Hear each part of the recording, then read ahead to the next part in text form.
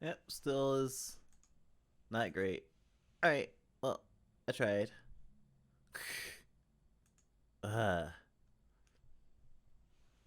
RPG Maker games are sometimes really hard to play on our streams.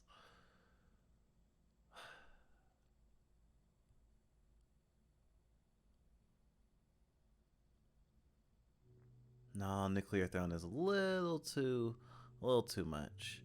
A little too much. I'll try this one.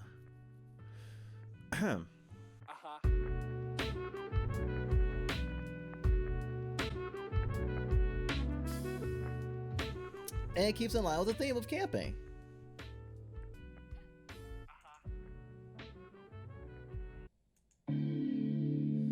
Lo-fi horror mood. Let's go. How did today start off so cold, but now it's so damn... Oh, wait. I can make any voice I want. I don't know the character's face yet.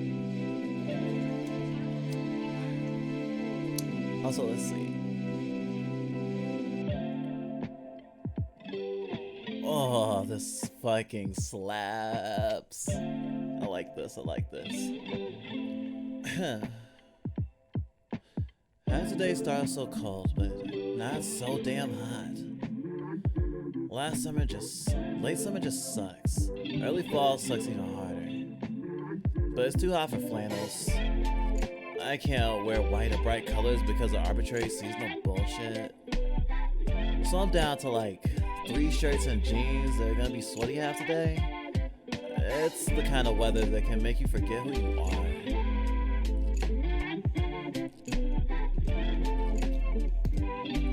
Oh, right, Cloud. Preferred pronouns are... Oh, shit! Huh? What? Please select, though. Oh. Damn, I can only choose one? Right. She, her. That sounds about right, doesn't it? Good. Glad that's squared away. My first grade teacher will be so proud of my ability to remember basic personal information.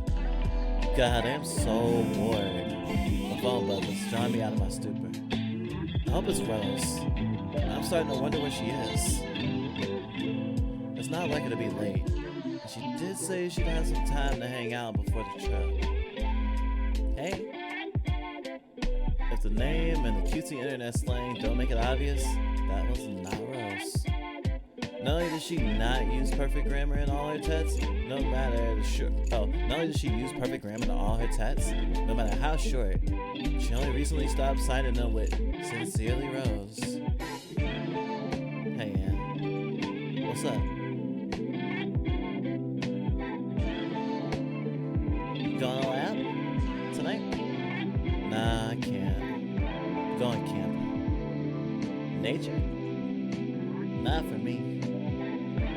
You staying, huh? Yes. Time to boot up. Even though she couldn't hear my frustration, it's a side just for me. Yeah, please. Just for me. English. Fine. But it's slow. How? It's just words. More practice. Like this.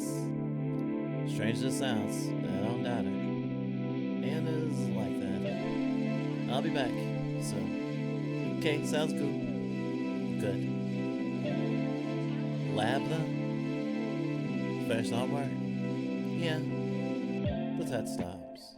She's probably fine, but I have a difficult time getting a read on her sometimes. And doesn't hate being social. She's just not very good at it. Especially when you go outside her comfort zone.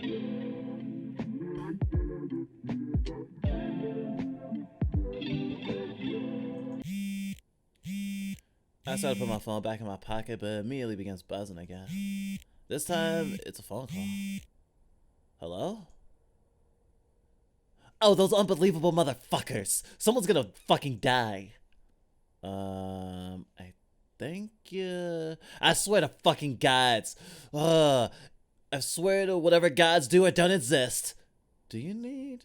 That I will burn this motherfucking place to, hey. What? Sorry. Who is this? Oh, shit. Sorry. Probably should have clarified before I started screaming at you like that. It's Maria. I just called from the payphone outside work. They canceled my phone plan when I was so late on bills, so yeah. Payphones are just a thing from now on, I guess. Okay, well, maybe you might want to, clarify that before all the death and doom talk. Nah, I like to think that what brings a little excitement to your life. And scare the shit out of the government agents listening in on us. Okay. I don't think anyone's listening, maybe not. Can't be too careful though. Anyway, I was just calling to let you know that asshole was supposed to come in after my shift was an hour late. So I'm gonna be pretty late as well. That's fine. No one else is here yet either. Nice. Everyone's late. That means no one is.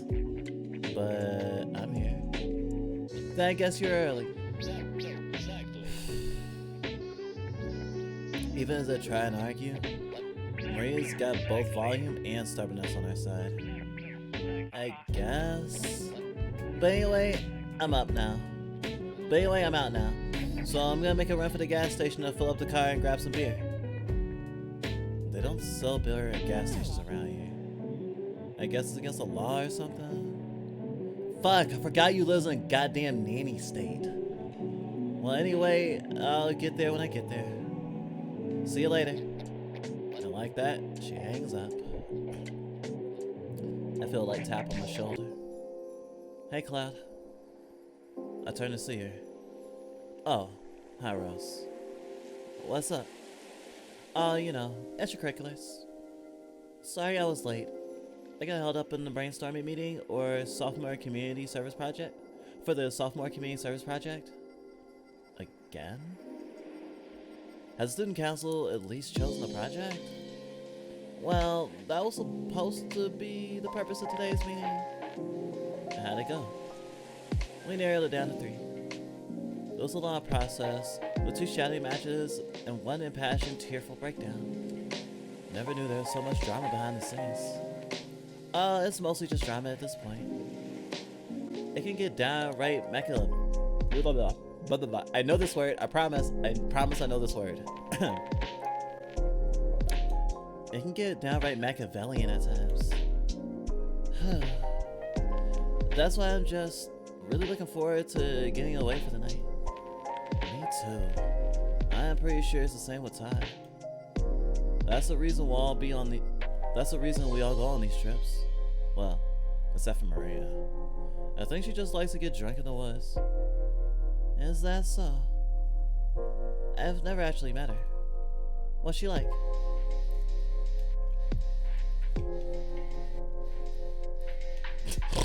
These are 3 ways to say essentially the same thing.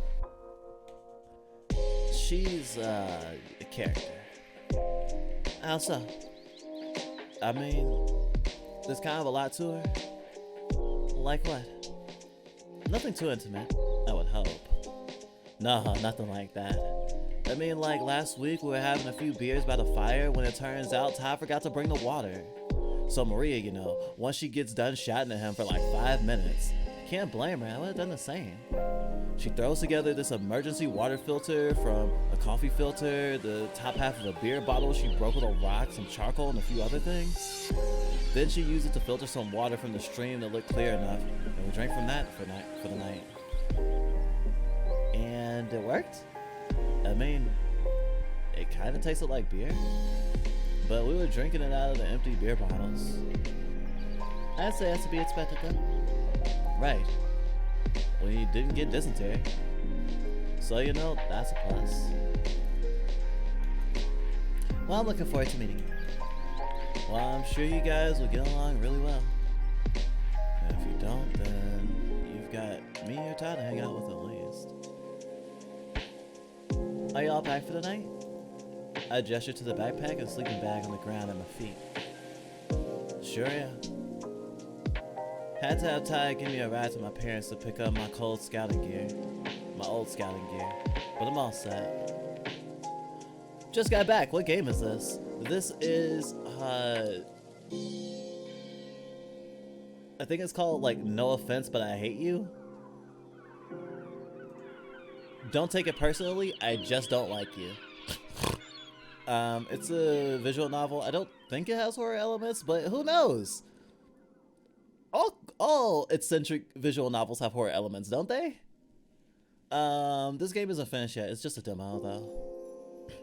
I like small indie projects, if you couldn't tell. Are y'all packed up for your first camping trip? She holds up a small cloth tote bag. All set. She is clearly not all set. Where's your sleeping bag?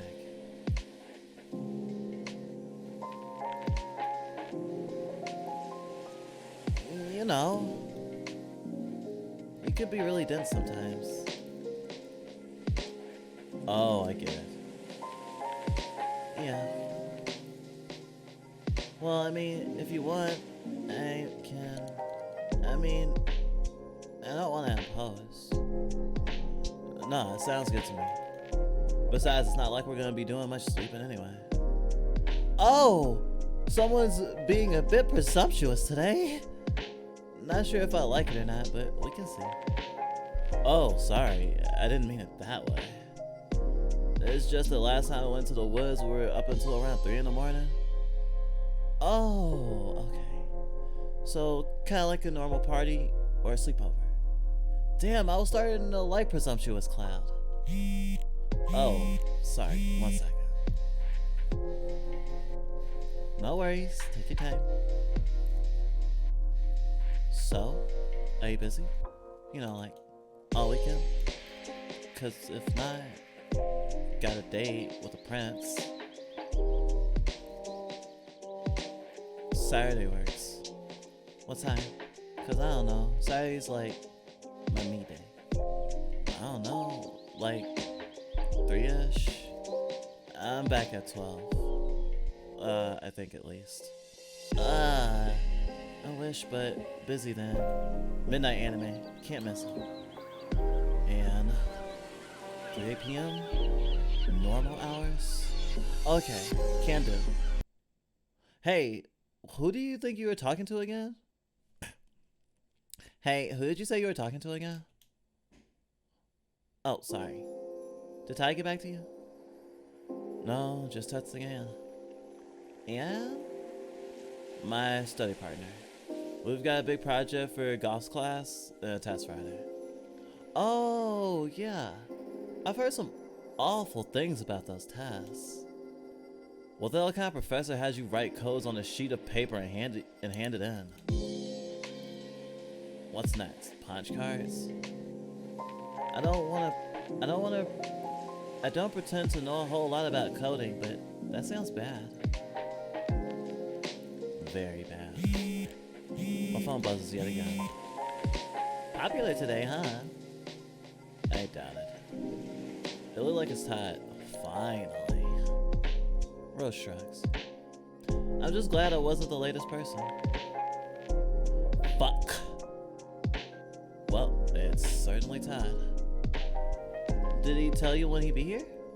No, he did not. Oh, what did he say?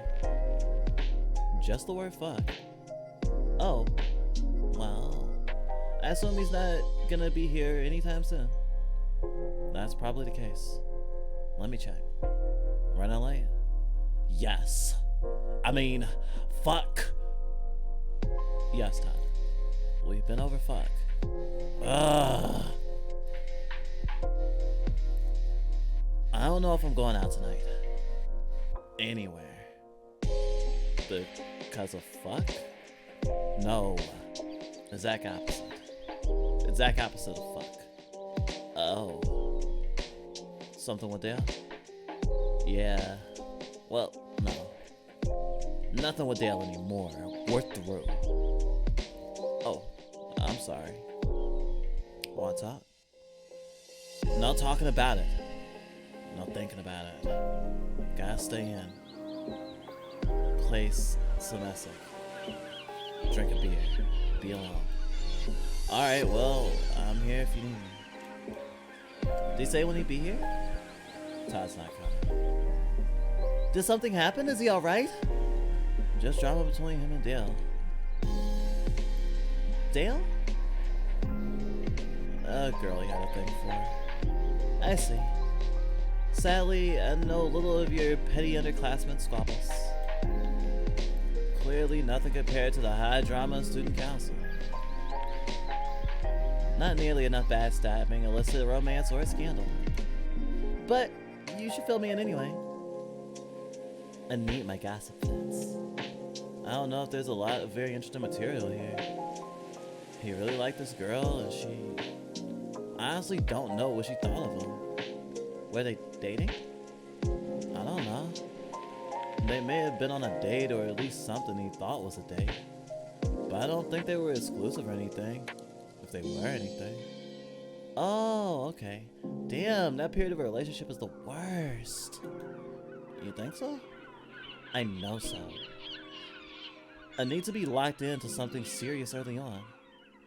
I'm not sure. I'm called by the sound of blaring guitars and banging drums in the distance, getting louder and louder by the second. Christ, that's obnoxious. I think that's alright.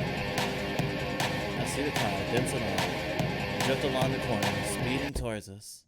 The car pulls up alongside us and parks, the music stopping as she turns the key and steps out. Oh, I like this bitch. Come on. Hell the fuck on, yeah. You guys ready to go camping? Her enthusiasm is infectious, and I'd be joining in her colorful profanity if we weren't right outside my place of work. Yeah, I'm pretty stoked. Stoked? Can't say I've ever heard that from you before. Camping warrants stoked.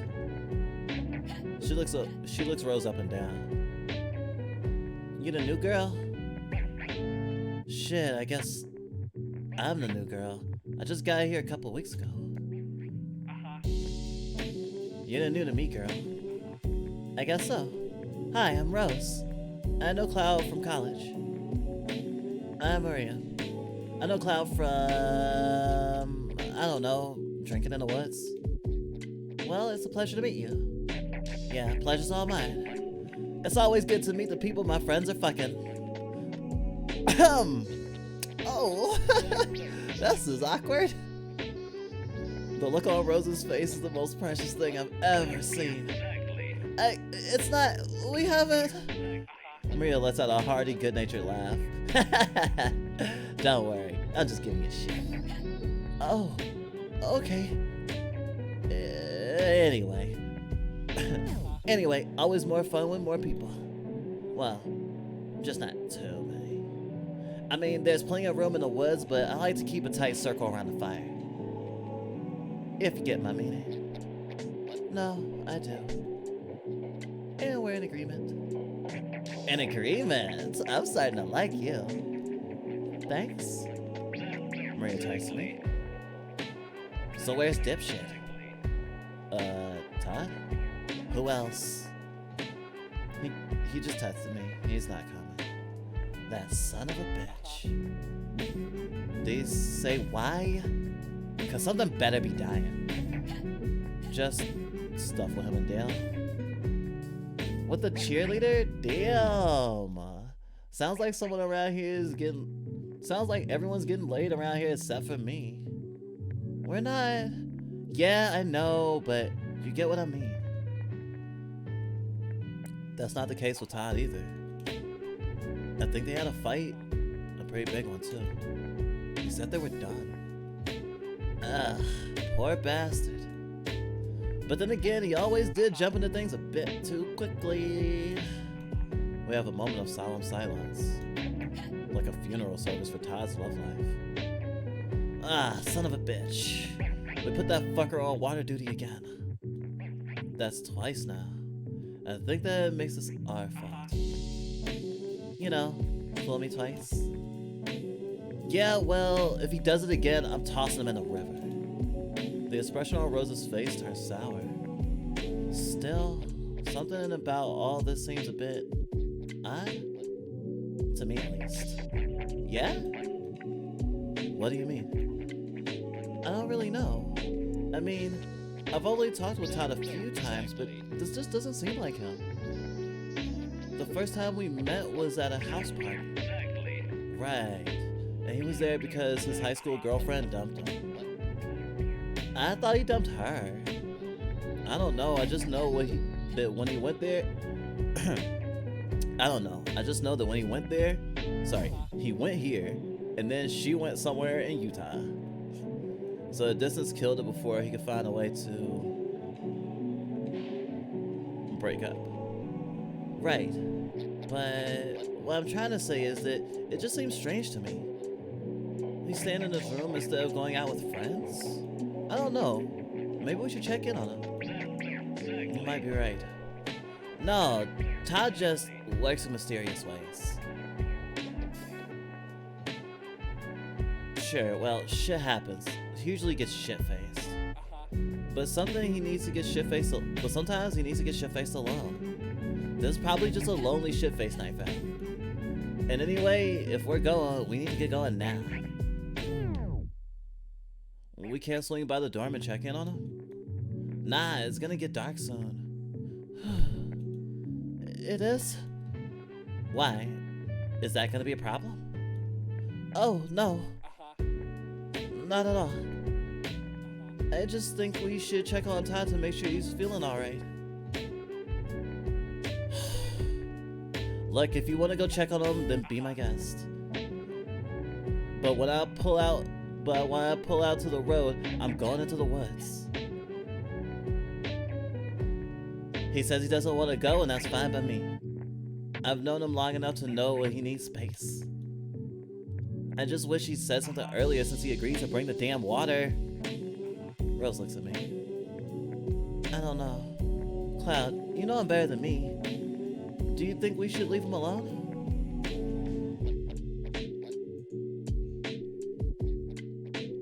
I am really digging this fucking soundtrack. Let's check on him. Look, I'm the only one saying it. I'm only gonna say it one more time. Todd doesn't need our help. He just needs some time alone. I mean, if you want to go, fine, but I'm not waiting for the two of you. It's game over. You guys can just do whatever while I go drink until I pass out in the woods. That's really manipulative of you, Maria. Goddamn. I still think we should check on him. Hey, works for me.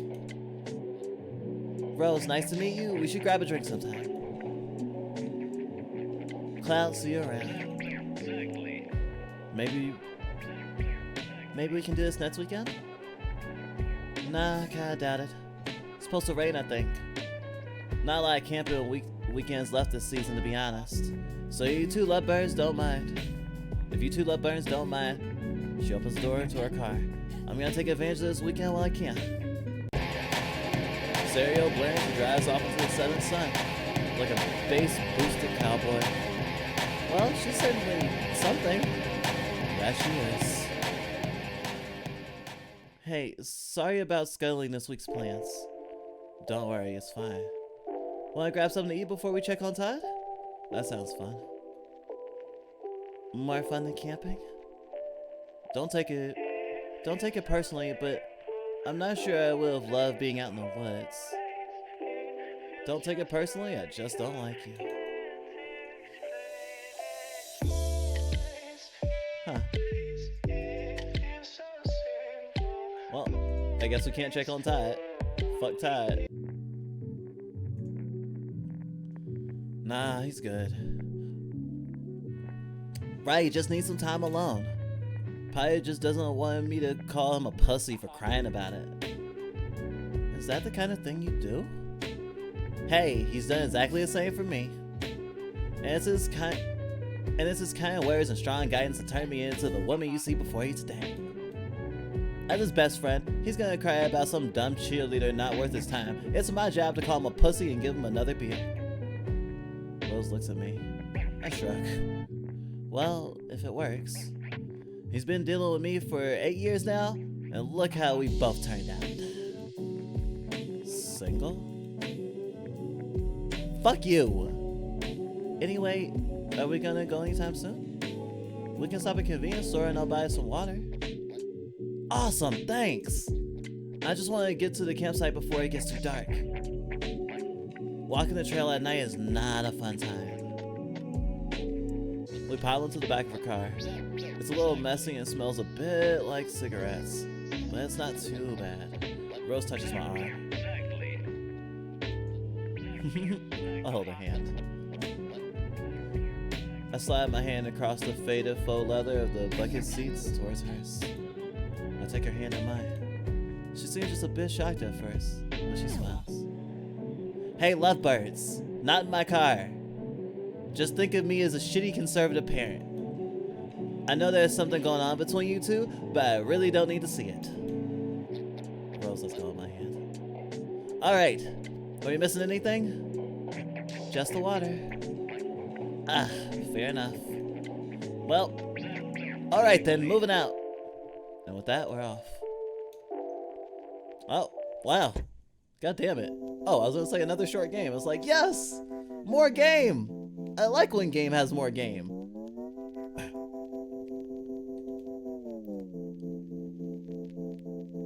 So much for before dark. I guess we're just settling for before midnight.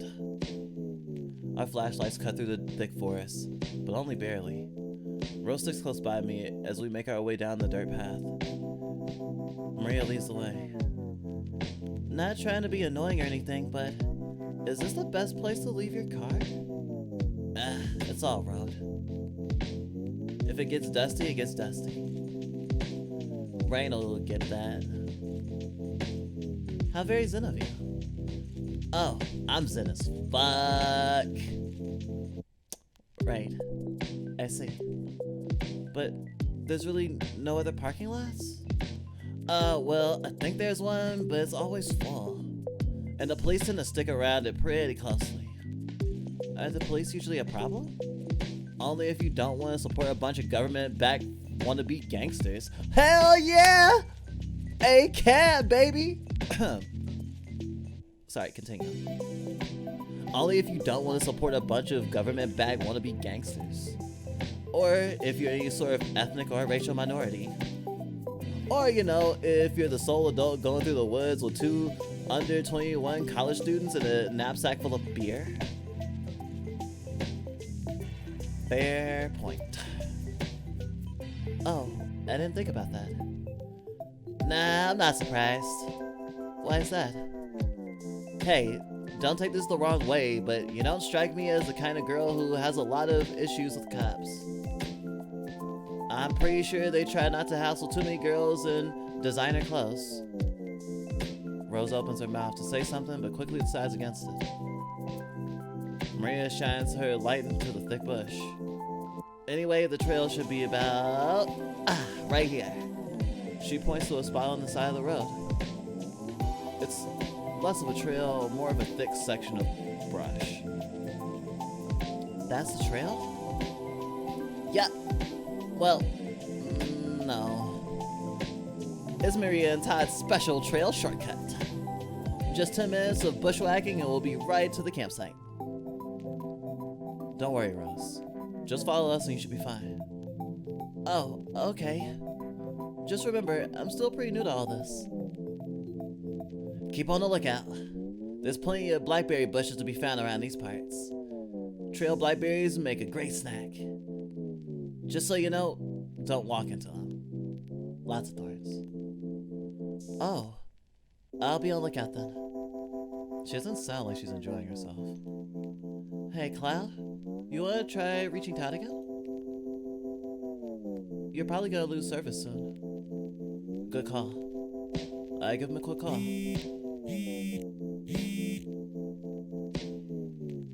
Sorry, this music just got me really vibing. So I'm like, literally, I would say I'm head bobbing, but I'm doing something more akin to autistic swaying.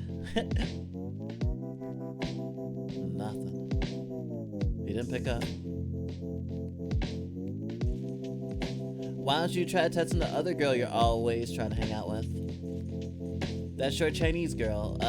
What's her name again? Sarah? Yeah, that's the one. Why does that name ring a bell? I think you met her once. She's a friend of mine from before college. The one who hangs out with Todd and I after class. Oh yeah, I remember her from orientation. I'll try texting her. What's up? Nothing, muffin. JK.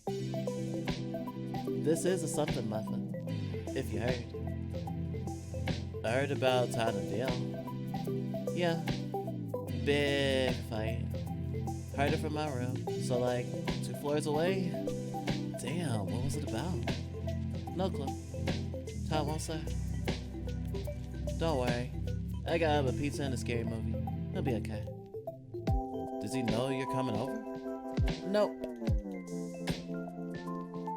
He can't say no if it's a surprise. Fair enough. I'll let you know. I'll let you know how it go. Keep me posted. Do we have an update on our resident sad boy? Nothing much. Sarah's bringing him a pizza and a movie to cheer him up. Yeah. Yeah?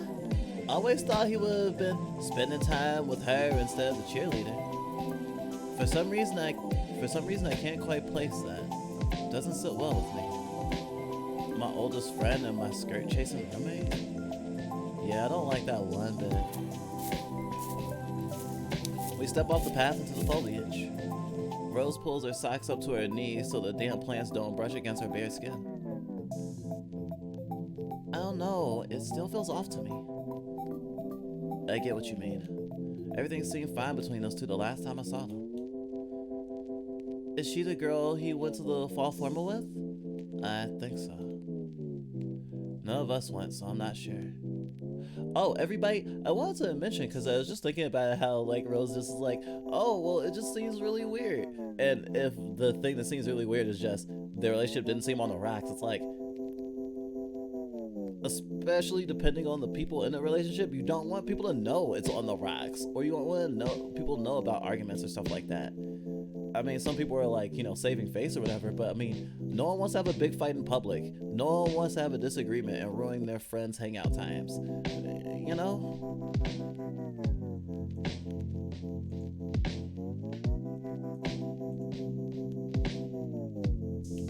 None of us went, so I'm not sure.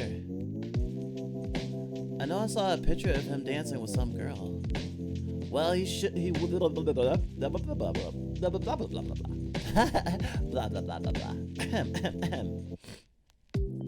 Well, he wouldn't shut up about finally getting a date with some cheerleader, so I'm pretty sure they did. Well, they seemed pretty happy in the photos. They were laughing, dancing, just seemed to be having a good time. That sounds like Todd to me. He gets really into a girl, she at least kinda likes him back. Then he smothers her. Then when things don't work out, bam, his whole weekend shot, so he can mope. He'll get over her. I think back to him when he and his high school girlfriend split. I mean, he seemed down, but he was at a party the next day, mixing up as usual. Have things changed? Well, still different. It's probably something. I don't know. Come to think of it, he's been acting weird since that dance.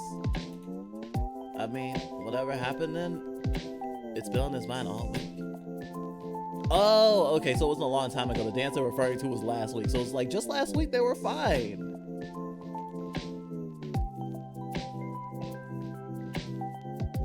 Yeah, I know, right?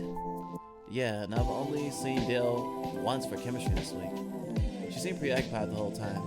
I mean, more than usually.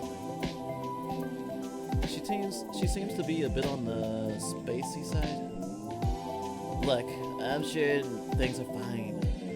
The dude just needs some time to mope. And we're giving it to him. We're just gonna check on him later. Fine, sure, whatever. Just don't be up his ass about it all night, okay? We pass the last of the foliage into something like clearing. Maria stops. Great, this is the spot. Great, this is the spot. Looks, well, honestly not much different from the trail. Yeah, woods is woods. It's gonna be all trees all the time. Important thing is that there's a lot of flat ground and not a lot of rocks, so sleeping shouldn't be too bad. She drops her pack on the ground with a satisfying thump. Then stretches her arms. I follow suit. Rose attempts to do the same, but the cloth bag isn't nearly as impressive. Well, no time to waste. I'm gonna go grab the gear I stashed. I'm gonna go grab the gear I stashed from last time. Stashed? Hey, it's a long way to the car. I'm just lugging a tent in a fire pit with me. I'm not lugging a tent in a fire pit with me every time I come out here. Rose, why don't you just grab some firewood? I've got some dry split logs under a tarp by a big rock down the trail that way. It's pretty easy find. I can do that. I'm sure Cloud wouldn't mind helping. Nah, I need her help right here. Gosh, I'm so used to playing virtual reality. I'm so used to playing visual novels where my character is a guy, and I just sorry, I just can't help but giggle. I get to be a girl in a game where I have a girlfriend. God. And my other really close friend hates the fucking cops.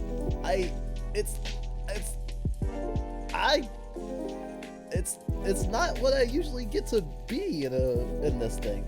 And I gotta choose my own pronouns. I could have been using they them. Like The only thing that would have made this better is if it flip-flop. If I could use, like, you could choose two pronouns, and then they flip-flop between which ones they use. But I feel like that would be a lot. Maybe not, like, super much, but it would definitely be, like, more work. This game isn't even finished yet, so I'm definitely not complaining, because I feel very, very fucking valid right now.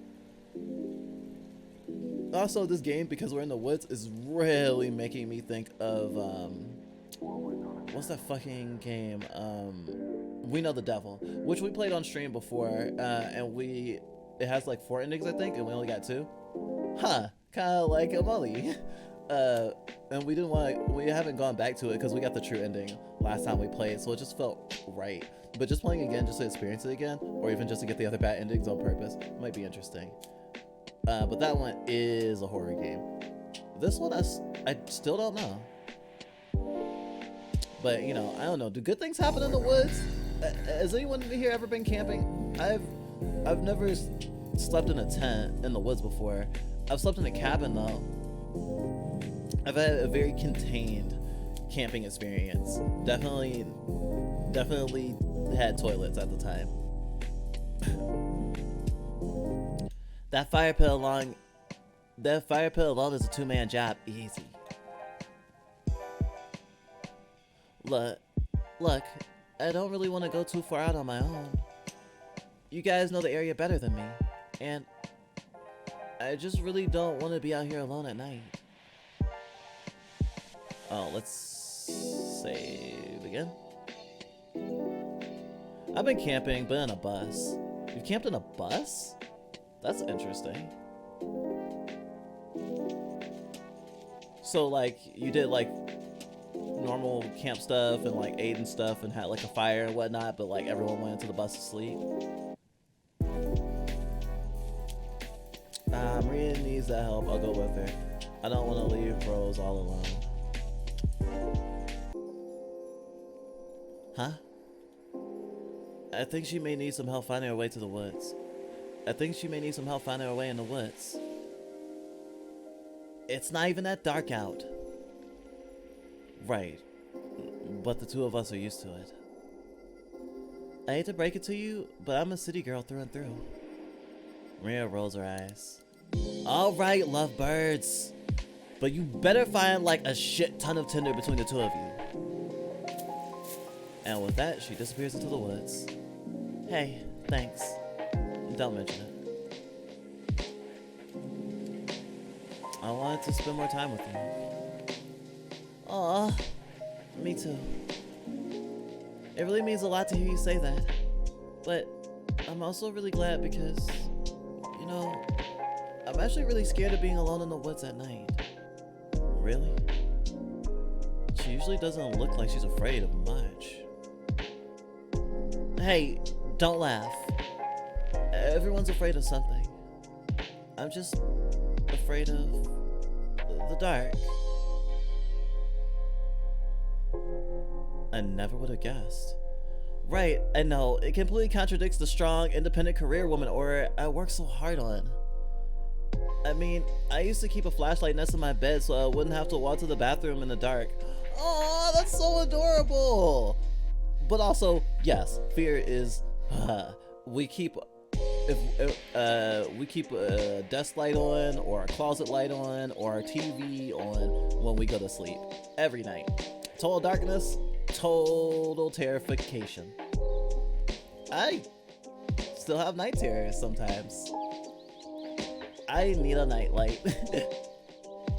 Is this a Muddy the visual novel? Nah, this is called Don't Take It Personally, I Just Don't Like You. It's a indie visual novel in development with a lo-fi aesthetic. I don't know if it's technically a dating sim or not, but you start off with a girlfriend, which is kind of cool. I kind of like that. You also get to choose your pronouns, which I find so awesome. Also, good morning, Leaf. How's it going? Did you sleep well? It's 10:22. It's still morning. It's still morning. I'm still good. I'm still good. Oh, shit, I just also realized we've been streaming for longer than I had originally planned to stream. I had planned to stream for about four hours, but we're past that, obviously. So depending on how much longer this goes, I'll probably be ending stream relatively soon. I expect to be going on for at least another 30 minutes, maybe a little more, depending on how this goes. I'm hoping it doesn't get too horrifying. That's pretty awesome. Yeah, I slept okay. Awesome sauce. I was gonna say I don't remember the last time I slept, but that's because I wasn't fronting when we went to sleep, and I wasn't fronting when we woke up. I just started fronting. I was like, hey, wow, I'm in a clean diaper and I'm in front of a video game. And then I was hanging out on Discord for a while, and then I started streaming.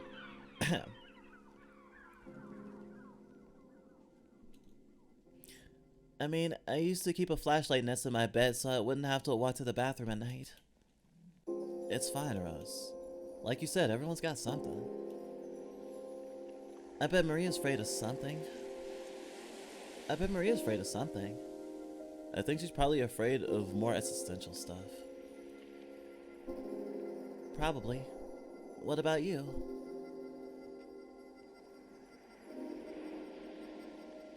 The bot's art of this old game about a dolphin my cousin had. You can tell her you're scared of Echo the dolphin. There's no way it's not Echo the dolphin. That's such a good one. But I'm gonna be honest, my greatest fear is dying alone. And post. Dying alone. That's deep. I mean, more normal everyday fears. Oh, sorry. Not supposed to open up this quickly? No, it's fine. I was just expecting something more along the lines of spiders or bats or something. Just not expecting to hear about the human need to feel love and comfort. Oh, sorry. I guess spiders then? God damn it, games! Stop telling me what my fears are, and you're right. Shit, I'm like Basil. Because on one hand, it's like, oh, spiders are so cute, and they're so helpful, and they're so nice, and they're only mean to you if you're mean to them. But also, spiders, spiders, spiders!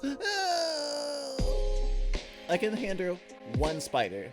any more than one at a time, and it's all bets are off. Sometimes fears can be deep. I mean, I think deep fears can be deep-seated, but I think the fear of being alone and dying alone is not deep necessarily. I think it's more like, I think it's very relatable. I think because it has to do with death and dying in life in the future, and it's nebulous, of course it feels deep. But I think it's I think if you were to ask anyone to unpack it, what they'll say about how they think it would feel to die alone, or what they think their thoughts would be towards the end if they were alone, or what other parts about it they worry about. Like, if you unpack it, I'm sure the fear gets a lot more personal, but when you just put it in a general way, it just feels almost cheesy. But of course, I mean, I don't need to tell you that no matter who you are watching this stream, you will die one day. And so will I, unfortunately.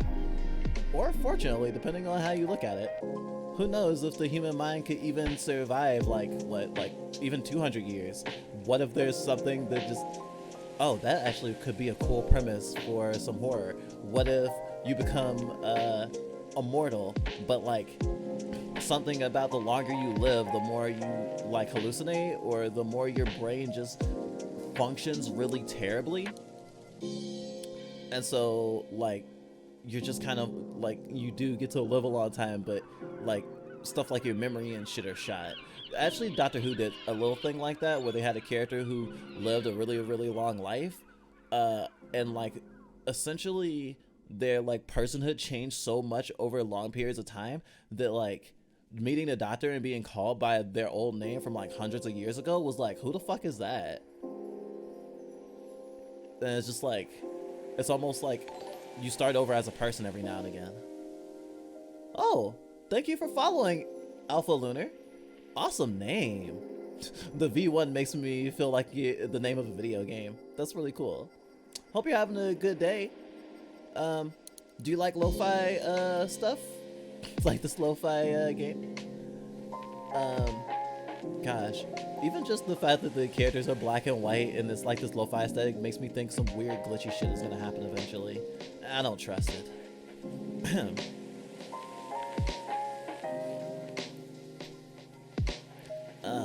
I guess spiders then? I mean, I wouldn't say I'm afraid of them, but I'm certainly not a fan. Never mind. Well, anyway, I don't have you or Todd's scouting experience, or Maria's inexplicable quasi-doomsday prepper training. What I do have, however, is a long list of horror movies about cabins in the woods my ex forced me to watch. So, I think my experience with nature may be a little different from yours. Yeah, that can change your perception. We found a large rock just off the trail. I'm pretty sure that's it. Seems to fit the description. It's both large and a rock. We both kneeled down to check the ground. She said it was under a tarp, right? I think so. Knowing her, it's probably camouflaged under some leaves or something. There's a sound of movement about 20 feet to our left. That doesn't sound different from how life is already. You're not wrong.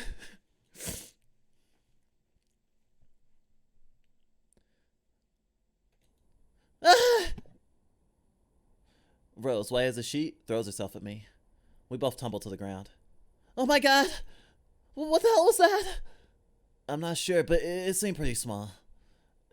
It's probably just a raccoon or something. Is it safe? Do you think it had rabies? I mean, probably not. I mean, it didn't try to attack us or anything. I think we just got too close. Are you sure? Pretty sure. But lay low for a minute, just in case. We lay there on the ground, the cool early autumn breeze the only sound either of us can hear. Well, that and Rose's heart beating like a drum solo. As if she read my thoughts, Rose stands up and dusts her skirt off. I pick myself up off the ground. Sorry about that. Hey, it's fine. You're all good. Just try not to bring it up around Maria, okay? Any of it. Please. Especially the whole afraid of the dark business. I don't want her to think I'm a wimp. Or a pussy, I guess you would say.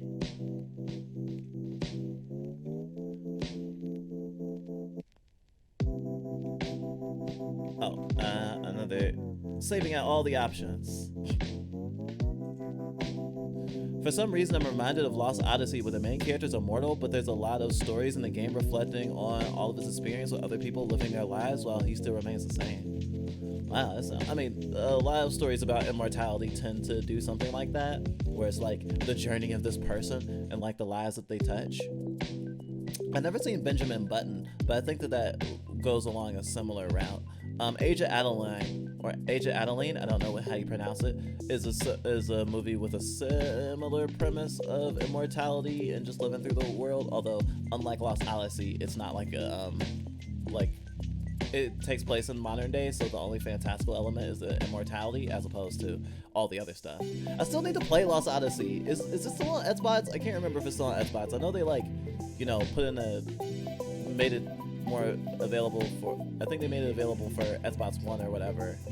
But I've always wanted to try it out. I hear it's like a really good game. Yeah, it's on Xbox. I only had an Xbox in my childhood. It's like I got touched by Xbox a long time ago.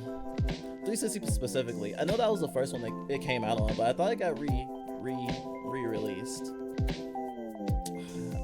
Now I'm curious. No, I will not look it up. We'll finish this game first and I'll look it up later.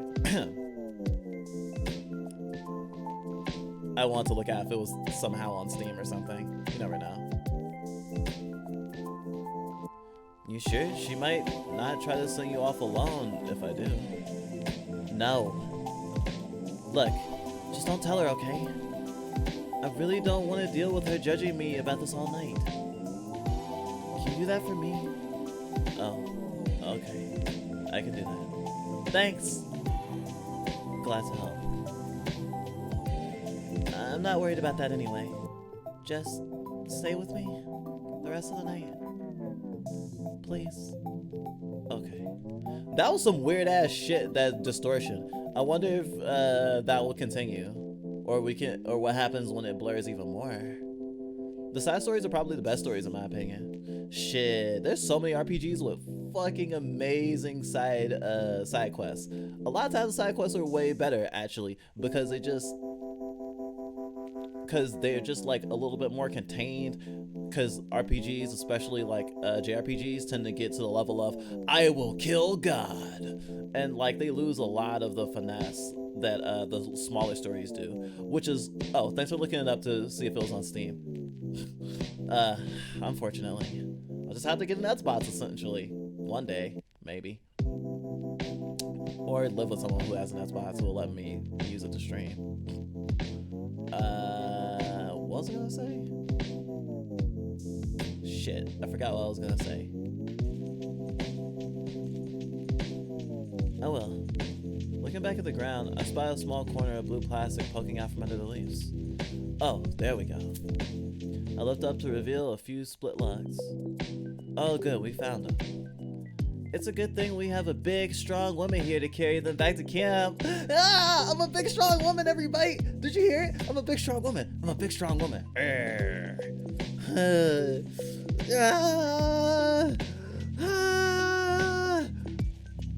Sorry. Because, of course, it would have been so normal, quote unquote, or I would have been so used to playing a video game where it goes, oh, I have a big, strong man, but it feels like I'm being teased, but also not. And I love it. I love every inch of this. This game. It's a good thing I have a big, strong woman here to carry them back to camp. Oh? And will the self-described strong, independent career woman be assisting me? As a strong, independent career woman, I understand the importance of delegation. So I'm doing that. Well, Maria's gonna yell at you because she wanted more firewood since 2 people were going. Or maybe she said, I can't remember if she said a shit ton of firewood, or a shit ton of good firewood. We return to camp slowly by the weight of 2 logs. I thought Maria would be back by now. I'm sure she'll be back soon enough. She has to grab both tents and the fire pit on her own. You're not worried about her alone in the woods? She's the one I'm least worried about alone in the woods. I suppose that's fair. Am I the one you're most afraid to leave alone in the woods out here? I think that would be Anne. Yeah? I don't know what she'd do without a PC within walking distance. Yeah, that sounds fair. Well, anyway, Maria seemed to want us to get some tinder. Yeah, small sticks and stuff. Huh. Never heard that word before. Well, anyway, let's get going. You never heard the word Tinder? It's a website. What? We check around the base of a few large logs. Or a few large trees. Oh, wait. I just realized. The lo-fi aesthetic could be a light way of setting a time period. If it's the early 90s, or even the early aughts, Tinder either wouldn't have been a thing or wouldn't have been much of a thing. So actually, that's kind of neat. That's kind of neat. I like it when dialogue reflects a time period when possible. It's like a small fire. It's looking like a small fire tonight. Oh, but we got so many. Right, but a lot of it is really damp. Oh, I take it that doesn't burn too well? Bitch, are you a fucking No, damp twigs do not burn well. Fucking student council members. Oh, I take it that doesn't burn too well? Not very well at all. And it's really smoky when it does. Ah! Rose follows the loud clanging noise with the least dignified noise I've ever heard. I make a mental note to imitate her sometime after we get back. The noise rings out louder. And louder. And the source gets close enough that I can hear another noise from it. Excuse me? That is, those are naughty words. Those are only naughty words. But I'm gonna say them anyway. Son of a bitch, motherfucking cock gobbling bastard! Rose shines her flashlight towards the source of the noise. Hey, go shine a light at me and grab the other side, why don't you? I run towards her and lift the rusty metal disc of a fire pit from the back. Thanks. Could have used that earlier. We drop it off near the packs. The packs? Yeah, the packs. Oh, like everyone's packs. Duh. We drop it off near the packs. Well, anyway. How'd you two make out? By which I mean, did you grab the logs? Not literally. Did you make out? I honestly want to hear no part of how you two sucked face. Gross. Well, anyway, we grabbed a few logs. And plenty of tinder. Well, not plenty. Most of it's wet. Honestly, not the worst news. Someone made off of my fucking tent. What? The tent I keep stashed under the shed. With the fire pit. It's fucking gone. Why didn't you store it in your car or at your house? Why didn't you store it in your car at your house? Look, Rose, I'm not really working with a ton of storage space these days. So sometimes I have to stash some gear, no big deal. Right. Right. Unless it gets stolen. Maria shrugs. Whatever, we make fucking do. And in this case, that means we make do with the sleeping under the stars. And in that case, that means we make do with sleeping under the stars. Okay, I guess that doesn't sound too bad. She gives me a wink. A little romantic even. Oh, fuck me gently with a jigsaw. Didn't catch that. Nothing, just thinking about what we need to do next. Oh, are we gonna build the fire now? Normally I'd be my next step, but honestly I need a drink first. Rose pulls the handle of liquor out of her bag. I'm in. Whoa, I like your style, Rose. But let's dial it back a bit to start things off. Maria pulls out a six-pack and tosses one to me, underhanded. Thanks. She tosses another to Rose. Oh, thanks. Not a beer drinker. I'm more of a spirits and mixed drinks gal. But I could do beer sometimes. As if to prove her point, Rose cracks hers open and takes a small sip. I follow her. Not to be outdone, Maria Oh shit! Oh shit! Oh shit! Sorry, this reminded me of when we found out, or the week before we found out that we were dyslexic. Because when we see the word down, we tend to see the word drown. Especially if there's words around it that have an R in it.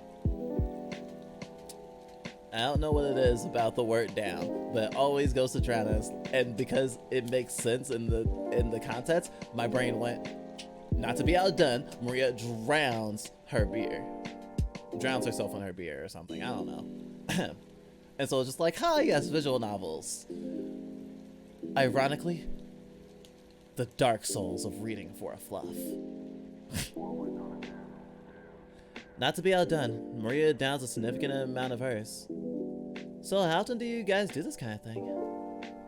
I've been going out every other week with Maria and Ty for a couple of months now. Oh, so that's where you keep disappearing.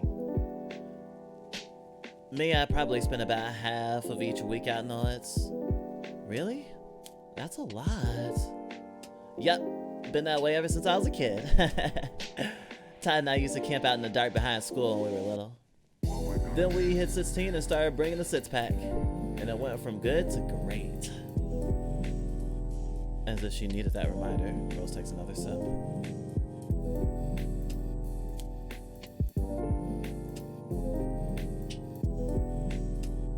Slow down.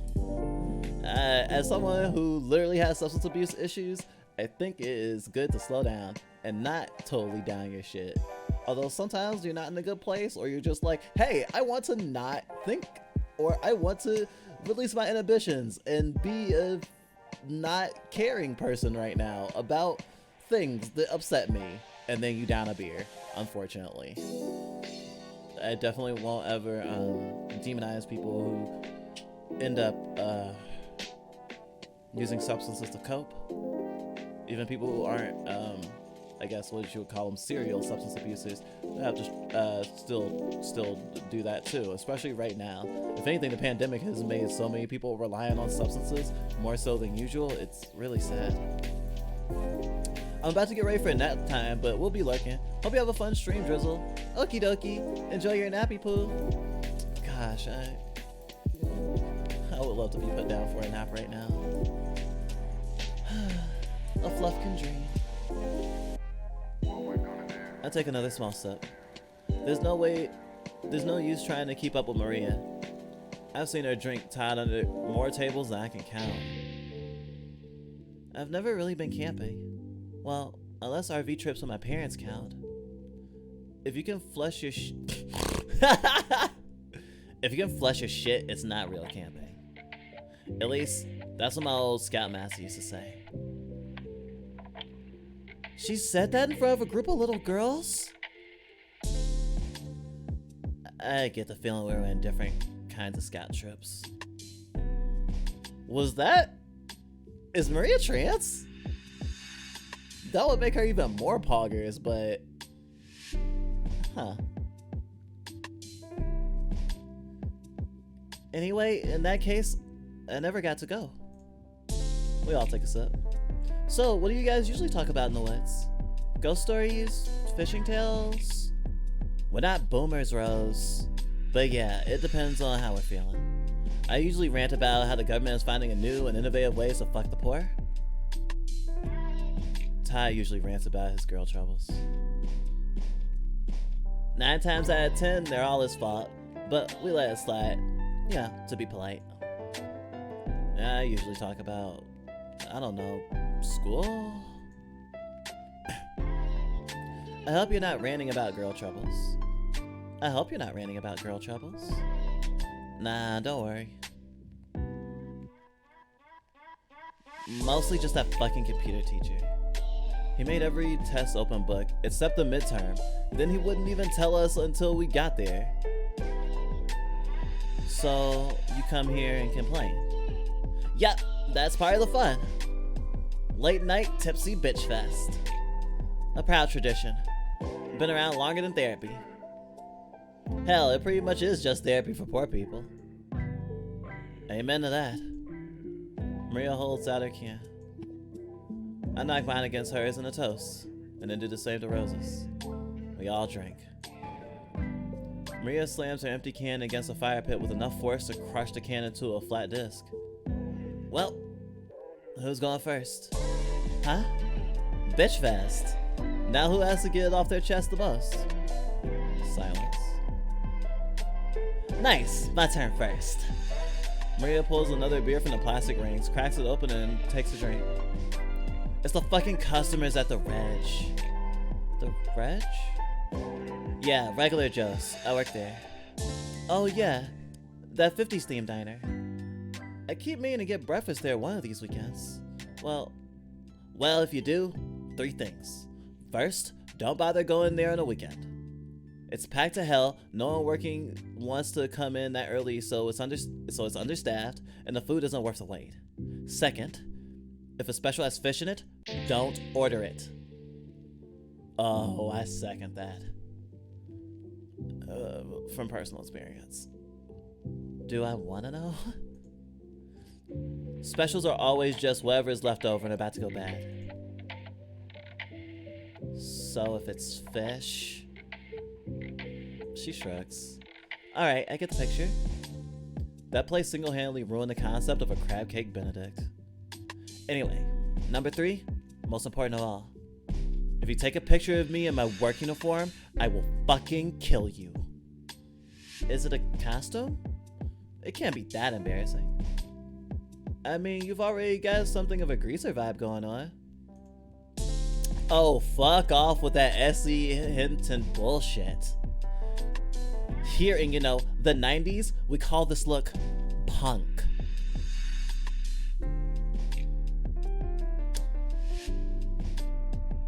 I was thinking of the punky, and also my punky bite is now stirring in my head. Here, we call here in the 90s, where we are, the current year. Here in the 90s, we call this look punk, and that wouldn't be a problem anyway. But that's not what I'm wearing. Oh God. Don't tell me. The things I do to pay the bills. Yeah, it's a fucking poodle skirt. Oh, I don't know how to take Rose's reaction. On one hand, this is the biggest smile I've seen on her this whole trip. On the other, I'm a little dismayed that nothing I've ever said or done has brought her this much joy. Well, hey, some people don't like to be force filmed, and some people love to imagine other people force filmed. Speaking of forced film, I just want to mention, because of the whole trans dysphoria and the thing of there's the sissy kink or whatever, and of course cross-dressers and stuff. A lot of people growing up, especially in the 90s, like me, didn't have any concept of being in film clothes, not as a woman, as anything other than as a joke or something quote unquote gross, and so there are things that a lot of especially trans films don't feel comfortable engaging in, even if they would on paper want to, because they don't feel like they'd be respected, or it feels like it demeans them in some way. And forced film is part of that sometimes, which made me think, what if there was a forced film light? So it's not, I'm making you a woman, or I'm making you dress in dresses, or more mandatory film, so more in the thing of you are a sub, and as a sub your dom is requiring you be filmed, which I know sounds like forced film with extra steps, but I think it being not in the realm of this is supposed to embarrass you because being a woman is embarrassing, or looking like a woman is embarrassing, that element being taken out, I think is the most important part. So it being framed as a way to you being filmed as a way to please someone, I think is much better for people who have issues with that, at least from some of the folks I've talked to about if that feels a little bit better than just forced film. But I mean, given her hard veneer, people can kind of think of the same with Maria, I would imagine, especially because people love to feminize like tomboys and whatnot. Oh my god, I'm sorry. Yeah. Just give me a week's notice before you come in so I can make sure I've got the day off. Anyway, customers here just complain about the dumbest shit. Last week, a woman refused to tip me because I didn't tell her eggs Benedict wasn't kosher. I mean, it's ham, cheese, it's ham, eggs, and an English fucking muffin. So no idea how she didn't clue into that. And that's not even the worst part. I mean, complaining about food come with a gig. The worst part is whenever something goes wrong anywhere in the kitchen, I'm the one who gets stiffed. I keep saying we need to pull tips, but the manager is too much of a shitheel to do anything about it. Fucking capitalism, man. Right. Everyone's uncomfortable. Yeah, right? Fuck capitalism. Right on, fuck the system. She punches me in the shoulder. It's such a good bonding moment, I almost didn't notice how much it stings. But anyway, my manager is such an ass clown. Just cause his daddy owns the whole franchise, of course he gets a free ride. Hell, I don't even know why he has to work. It's pretty clear he's set for life anyway. I mean, there's no way he bought a car that nice on his own with a manager's salary. Come to think of it, it's probably why he doesn't give a shit about tips. Cause he's some rich asshole's son. Maria takes another sip of beer. Sorry, I don't know what got into me there. I just hate that fucking douche chance. No worries, it's just what we're here for. Yes. It's important to feel those feelings and recognize them as valid. If they weren't important to you, you wouldn't care enough to bitch about them. Thanks. You learned that in one of your student government meetings? Oh, no?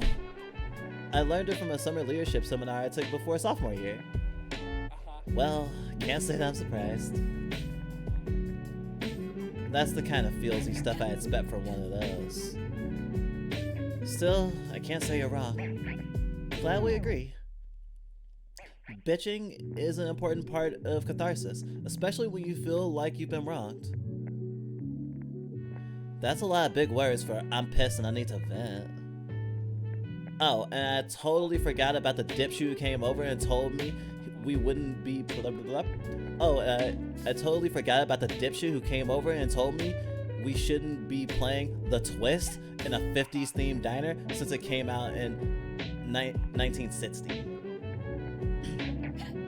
Since it came out in 1960. So it wasn't period accurate.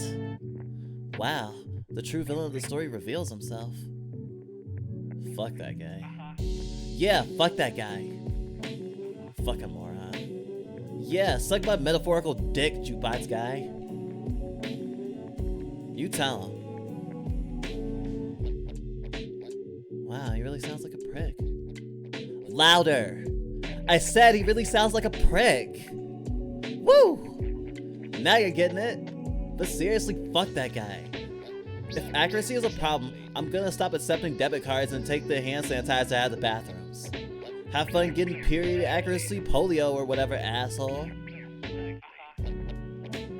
Rose takes another sip. This seems fun. Oh, hi, Beryl!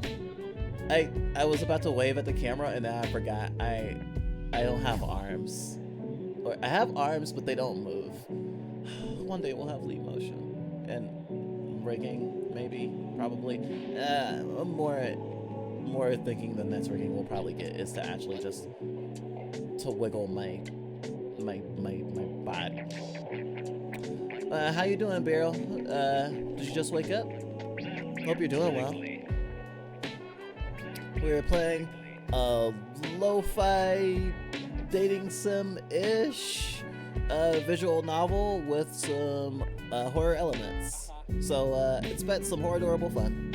Although we will be ending stream relatively soon. Yes, you are a cutie. I didn't know you were looking in the mirror. I thought you were watching my stream. This seems fun. My turn? Yep, floor is all yours. I'm done wishing death on paying customers. Rose nods. Okay, so for Bitch Fest, I want to talk about student government. Oh, time for all the juicy gossip you hinted at earlier. Yeah, I'm pretty excited as well.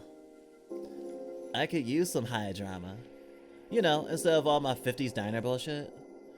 I'm just excited to hear how the other half flows. Okay, just don't tell anyone. It's a very serious matter. I promise. Cross my heart. Okay. The senior class president stole $1,000 from our activity fund? What? Fucking rad! Now that beats shitty customers and crappy food. How did this happen? You remember the casino night fundraiser that you had 3 weeks ago? The one with blackjack, poker tables, and the roulette wheels? I spent like $30 trying to win that new TV.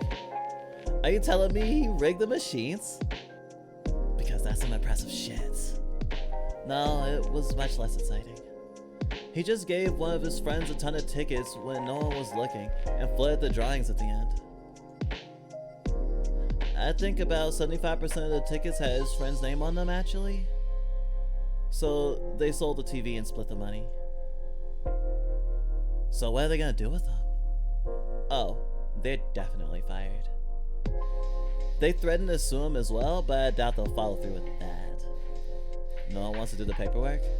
Probably not. Want to hear some extra irony? He's lead RA as well. You mean was lead RA? Probably not anymore. I'm not so sure.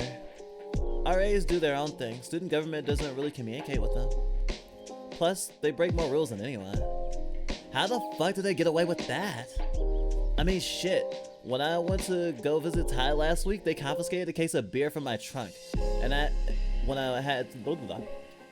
they confiscated a case of beer from my trunk when I went to grab my stuff.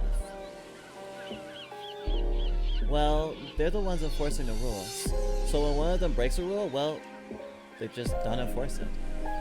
Wait, does that mean? Yeah, I guarantee you, they drink your beer. If they went by the official policy, they make you dump it down the sink in front of them. Oh, those unbelievable motherfuckers! Cloud, next time I go to your place, I'm gonna graffiti the fuck out of that lady's room.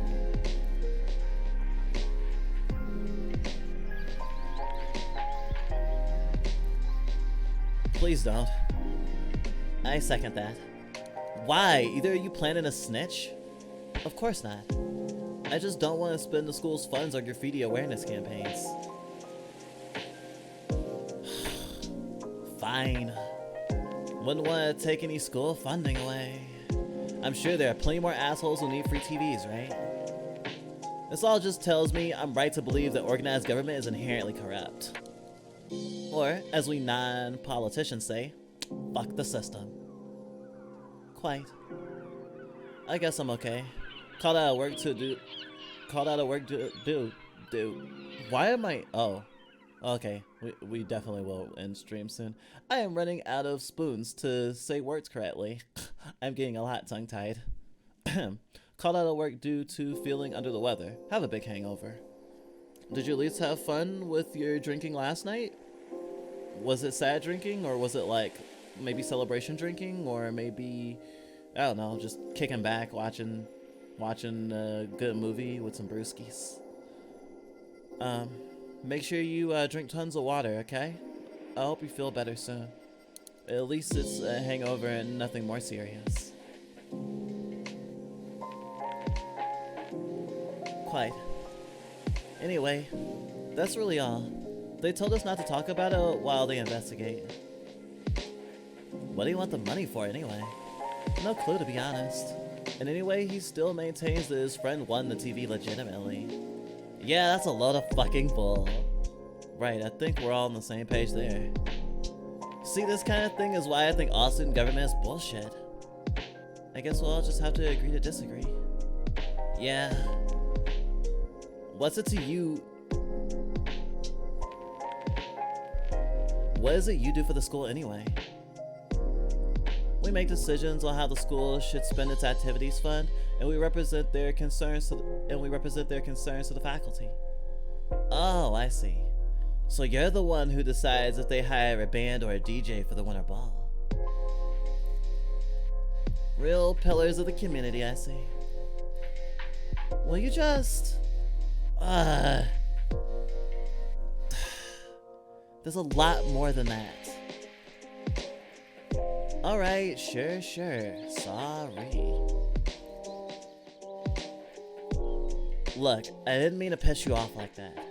Just trying to rile you up, I guess. It's fine. Thank you for your apology. What's this game about? So the main character who you get to name your name and who you get to choose the gender of, is going on a camping trip with their friend and their new girlfriend. They're supposed to go on the camping trip also with another friend, but that friend got dumped and is just chilling at home. This is a demo for a game that's still in development, so I'm assuming the game actually isn't just the woods part, but it seems that the lo-fi aesthetic that you see with the computer and the like 90s-ish UI, I think is also just like, oh, this is like top tier 90s nostalgia.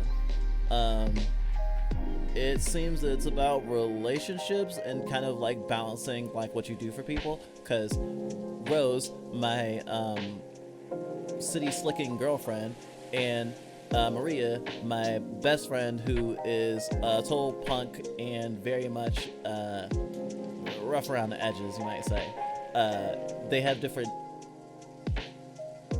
ways they want to do things, and so far most of our choices have been like what you would probably do in real life, of balancing out like a dynamic, especially between just three people, where it's like, okay, like I don't want to automatically only do stuff with you, or automatically only do stuff with you, because I'll be leaving one person alone, especially since we also are setting up camping stuff.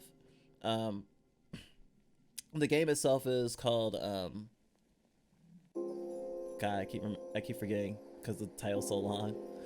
Don't take it personally, I just don't like you. So I'm assuming there's a lot of potential rejection here.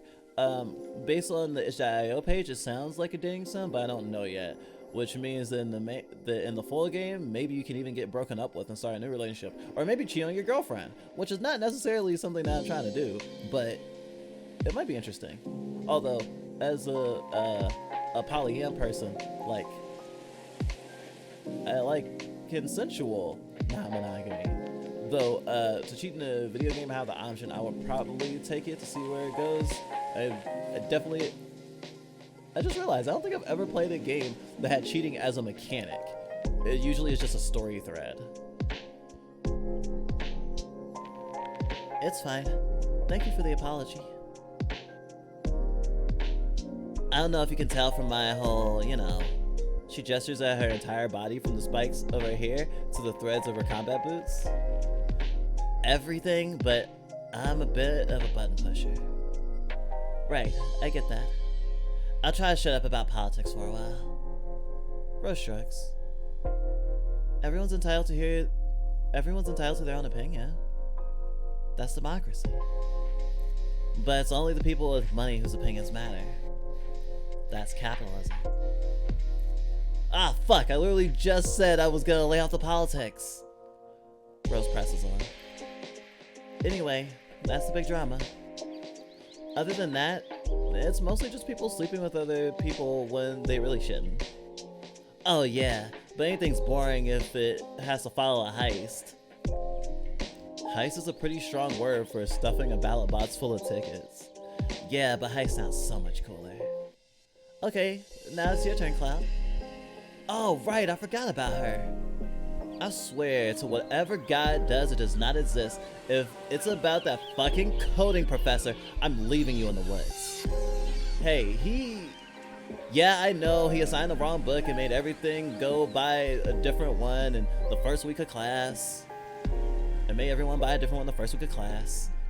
Okay, but what about when he gave everyone F's for a week because he accidentally skipped a page in his teacher's copy? Okay, but I didn't tell you about this week when he spent the entire class having everyone work on a server maintenance for the MUD he was running, even though it was in a different coding language than the one he was teaching? Oh, a mud! Oh my god, so 90s language! Do y'all know about muds? The furry version is a mud. Sad drinking. I did not notice the sad drinking part. I'm sorry, sad drinking. It does happen though. Try to pace yourself as well. And sometimes it also helps to reach out to people, hang out with friends. Maybe drop by the Discord, see if anyone wants to chill. Sometimes even being in the company of others, even if you are still at home drinking, can make it so you don't have to drink so much. Easier said than done, obviously. Especially coming from me. But alcohol's not my drug of choice anyway. I play plenty of muds. Discworld is great. Oh, Discworld is a mud? Cool.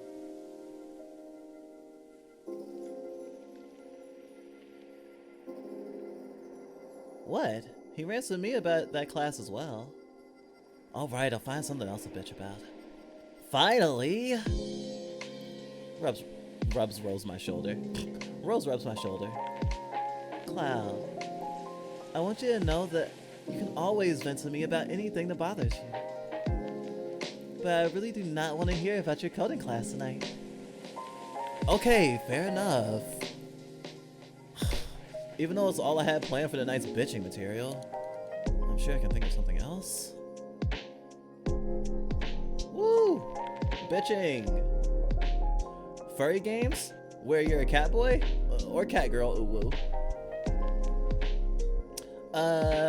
Well, furry mucks were kind of like text-based dungeon simulators, and you are furry within them. I'm sure you could use it for roleplay. I'm sure some people did in like what's more seen as typical furry roleplay nowadays, but it was definitely used for socializing. So I'm sure yiffing happened, but also like actual dungeon shit just with furries and shit. You know, like furries like to do. Like how lots of furries make video games with anthropomorphic animals in it. And it's like, ah, yes, this game seems really interesting. It has anthropomorphic animals in it. That's cute. Oh, wait. It's hot. If you play a game that's anthropomorphic animals in it, and they seem to have some sort of sexual leaning, then the creator or the artist for those characters might not be a furry, but there's a high chance that they are. Furries are really good at making anthropomorphic animals really saucy. Todd's been weird lately. My parents have been a huge pain in the ass. The goddamn soft serve machine in the cafe has been broken for a full fucking month. Gosh.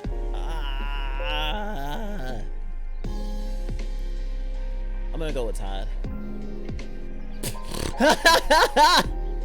Todd's been fucking weird lately. We know.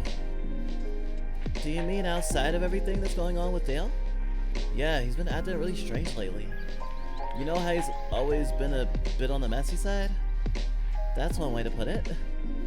His side of the suite always looked like it's been robbed. Like, all the time. Fortunately, I know Todd doesn't own anything of actual value, so there's actually no risk of that. Right, well, all of a sudden he starts keeping everything really clean. I mean, like, spotless. That sounds actually really nice. Yeah, I could dig that. But as soon as I walk in the door and see how nice his half of the place is, the first thing he does is tell me I need to clean. Fuck, man, that's the ultimate Todd move. Right, like, he's been a slob for over a month now, and suddenly he gets the thought that everything has to be neat and tidy? And now I'm the one who has to up the standard? That's pretty rude. Any clues as to his sudden interest in clean living? No clue. It's probably just because of the girl that he's always trying to impress. You know, the one he's in deep shit with. Dale? Yeah, that's the one. I'm not sure. She's been over before. I don't think she noticed the mess. Could it be for some other girl? I don't think so. Oh, definitely. Really? I don't think Tyler would go after more than one girl like that. Nah, exactly. I mean, he wouldn't really cheat or anything. But let's say that things aren't going well.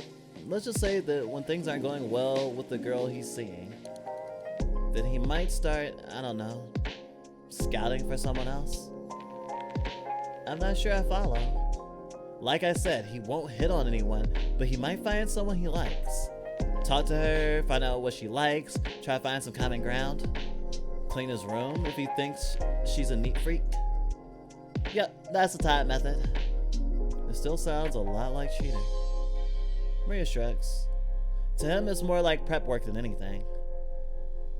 It still sounds scummy to me. Like emotional cheating, I guess? Maybe. Right now, I'm just thinking about how nice it is Todd's not here so we can shit talk him for a while. Even though you guys are friends? Hell, I want to talk shit about Todd precisely because we're friends. Sometimes you just need to get away from a close friend so you can bitch about the one thing they do that really pisses you off. Like how Todd's life would be a lot less fucked if he wasn't constantly chasing multiple different women. Okay, now that everyone's gotten their chance, I hereby draw this bitch fest to a close. Any complaints or further bitching? None here. Unless you want to hear about more coding stories now. Alright then, it's campfire time. Oh shit, I just realized.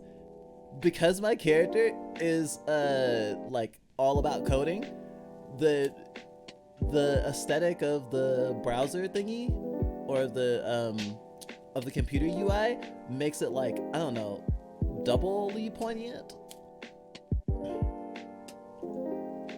Maria pats her pockets. Ah, fuck. She continues to do so, somewhat more frantically. Is something the matter? God fucking damn it. Matches must have fallen out somewhere along the trail. Fuck. I've been trying to cut back on smoking, so I'll even have my lighter on me. Still a healthier life choice. Yeah, it's been great so far. I don't get any more breaks at work, and now I'm cold in the woods. Well, are there any extras? Maria shakes her head. Not unless either of you brought any. I look at Rose. She looks back at me. It's like a mirror of disappointment and forgetfulness. I didn't think so. Fuck. Well, no choice but to search the trail. Oh, you don't have to do it alone. I'm not. I'm bringing Cloud with me to search as well. Okay, then I'll come with you too. Yeah, no. We need someone to stay here with the camping gear. And why would I do that? I don't know, Rose. Maybe because someone's already run off with my tent and I don't feel like losing more of my shit.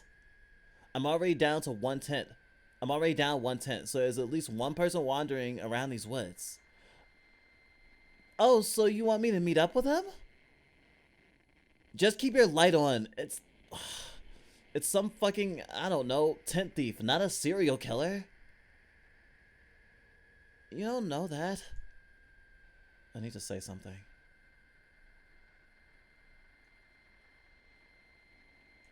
I'm staying here.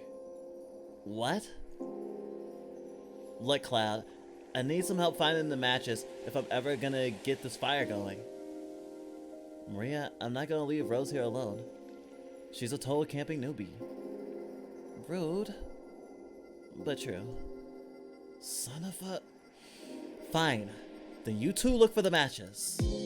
I stare into the dark forest. I honestly can't tell where we came from. I don't know the way to the car. Oh shit, I just realized this game is I don't know this for sure, but I was getting vibes from that game we met the devil or whatever. We saw the devil. I keep forgetting we blanked the devil something.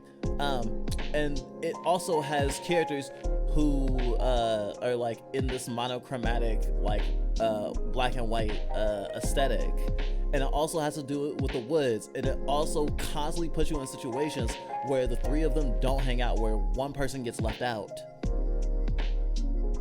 Although the difference with that is you don't control even though there's technically a main character, it's like an ensemble piece.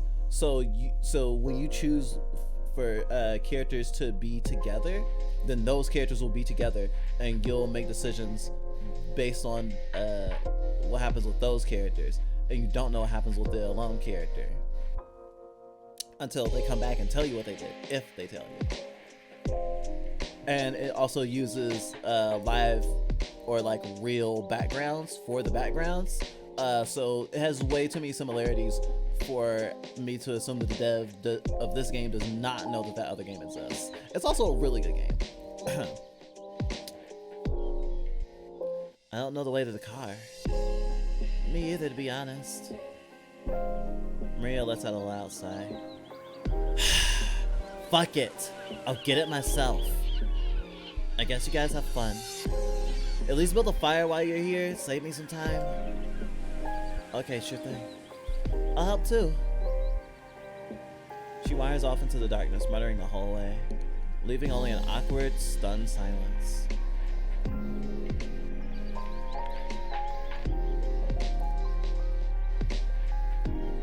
Are you okay?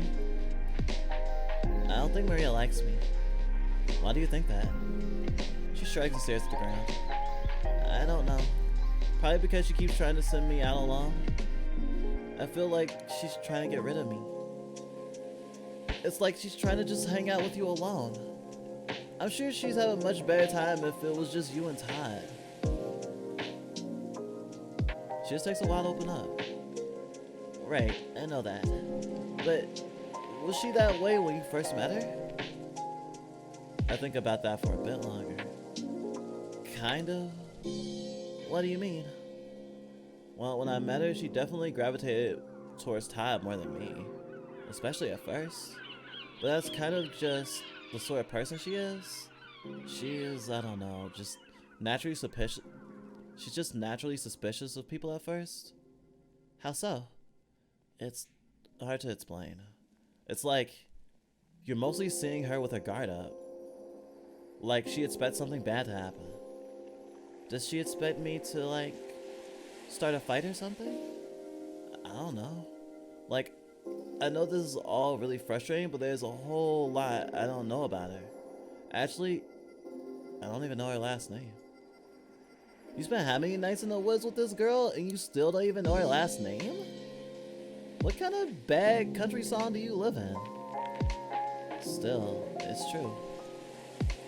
So the girl has her secrets. But still, I still don't quite get it. I really am trying my best with her. And it's frustrating to be treated like a third wheel.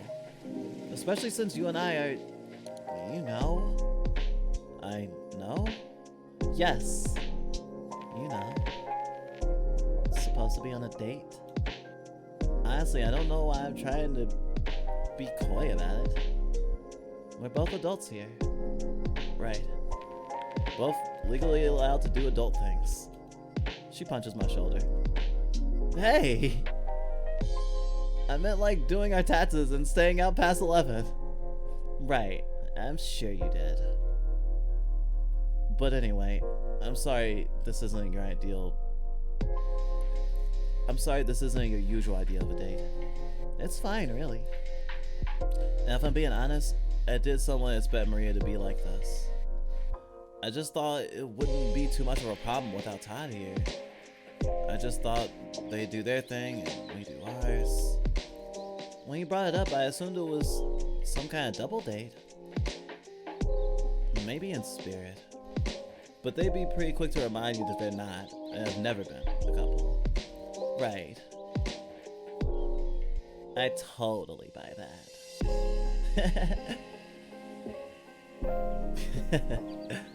I laugh. She smiles. It feels nice. And in that moment, the fact we're alone in the woods at night doesn't feel the least bit frightening. She takes a seat on a rock near the fire pit. I join her.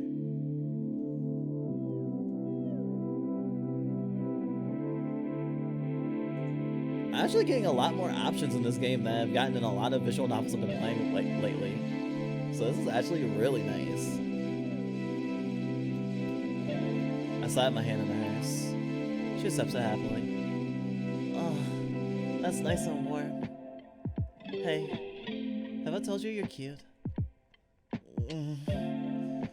I feel my cheeks flush. Oh, thanks.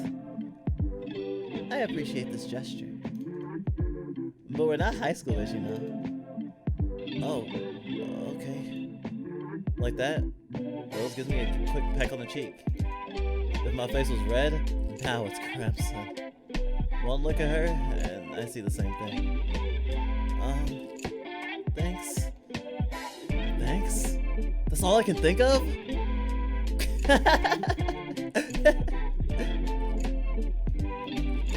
You're welcome. I am so totally glad that you've accepted my gift of a singles, completely chast kiss. Hey, you caught me off guard. I wasn't expecting it, that's all. Well, you better start expecting it. Consider that a warning shot. Oh yeah? Then this means war.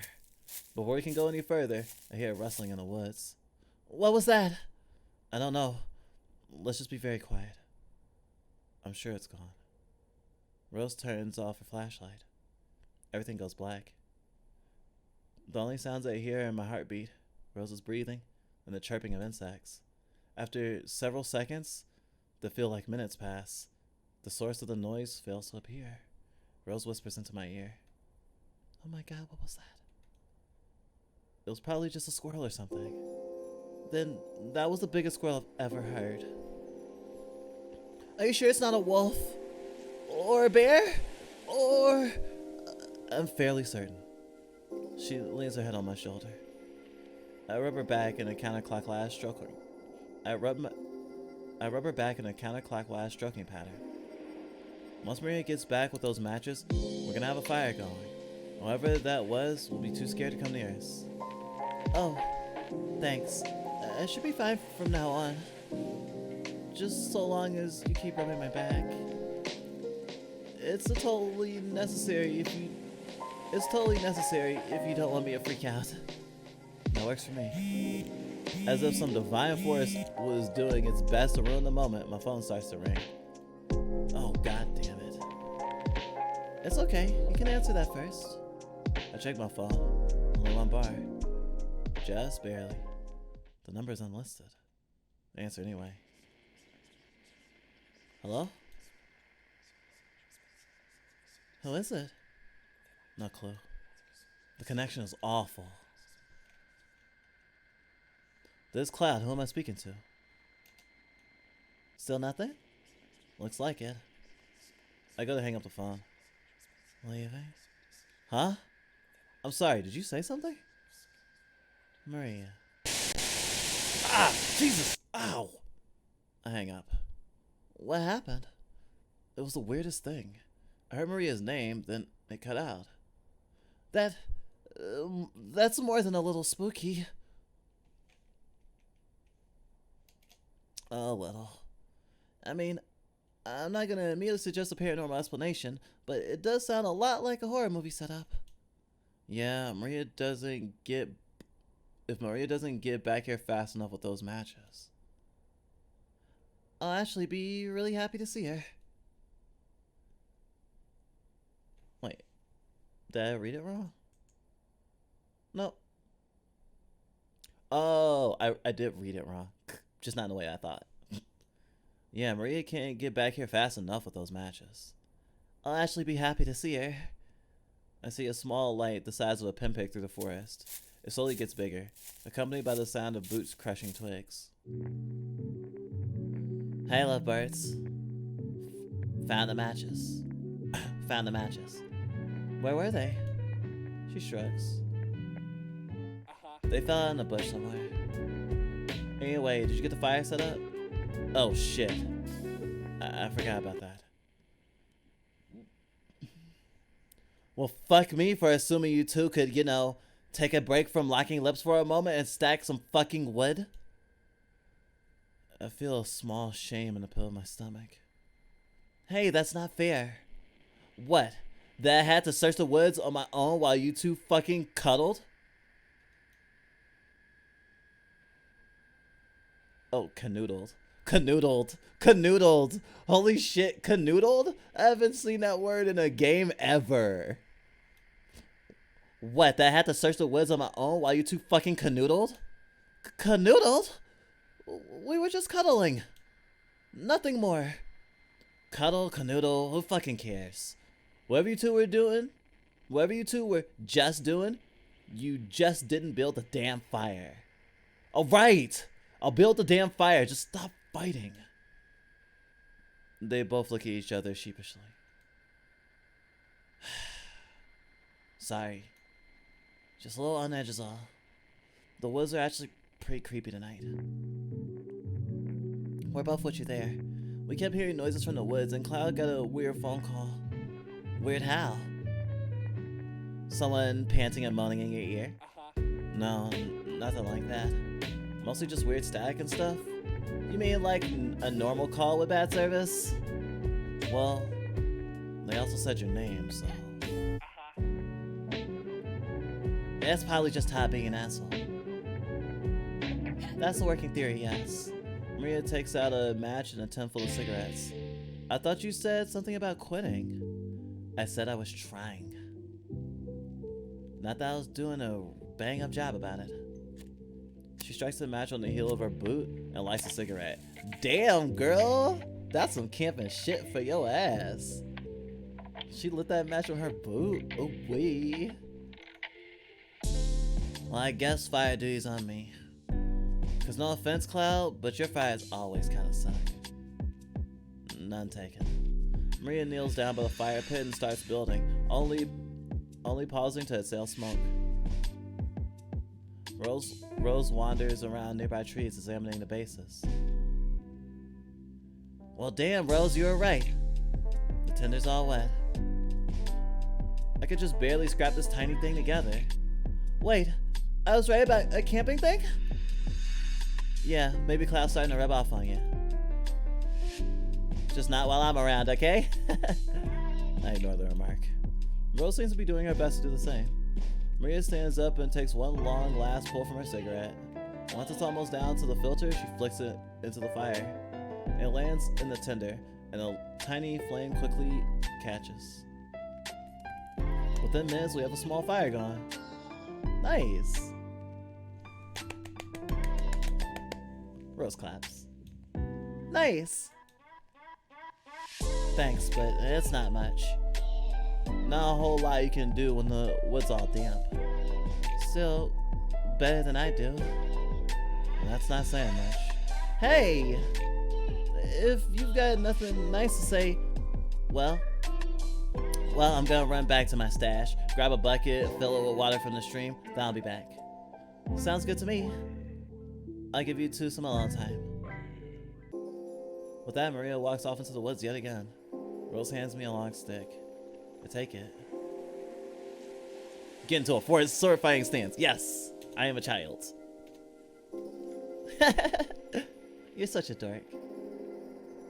Hey, you left. I'm easily amused. Dorks are my weakness.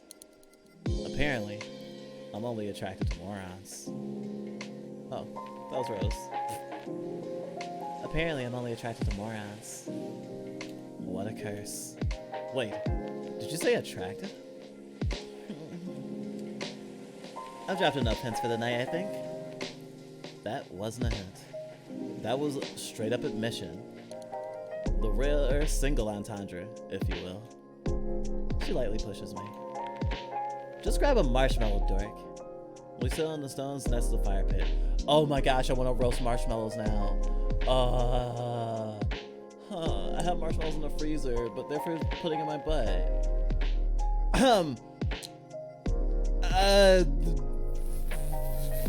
This is such a great game. We sit on the stones next to the fire pit. Rose uses the tip of her stick to coat the remains of Maria's cigarette out of the fire. I prefer my marshmallows without menthol. Can't say I blame you. I was hoping this fire would give off more heat. Me too. Hold on. I pull out a heavy wool blanket from my knapsack. I scooch closer to Rose and wrap the blanket around her. We huddle together underneath it. She practically purrs in satisfaction. So toasty. I'm a total blanket junkie. I've got like 6 cozy blankets back at my place. That would have been the best line to get me to come back to your place. That would have worked. Yeah, if you wanted me to take a nap on your couch or something. I just want to wear this as a poncho forever. My marshmallow starts to brown, so I quickly turn it.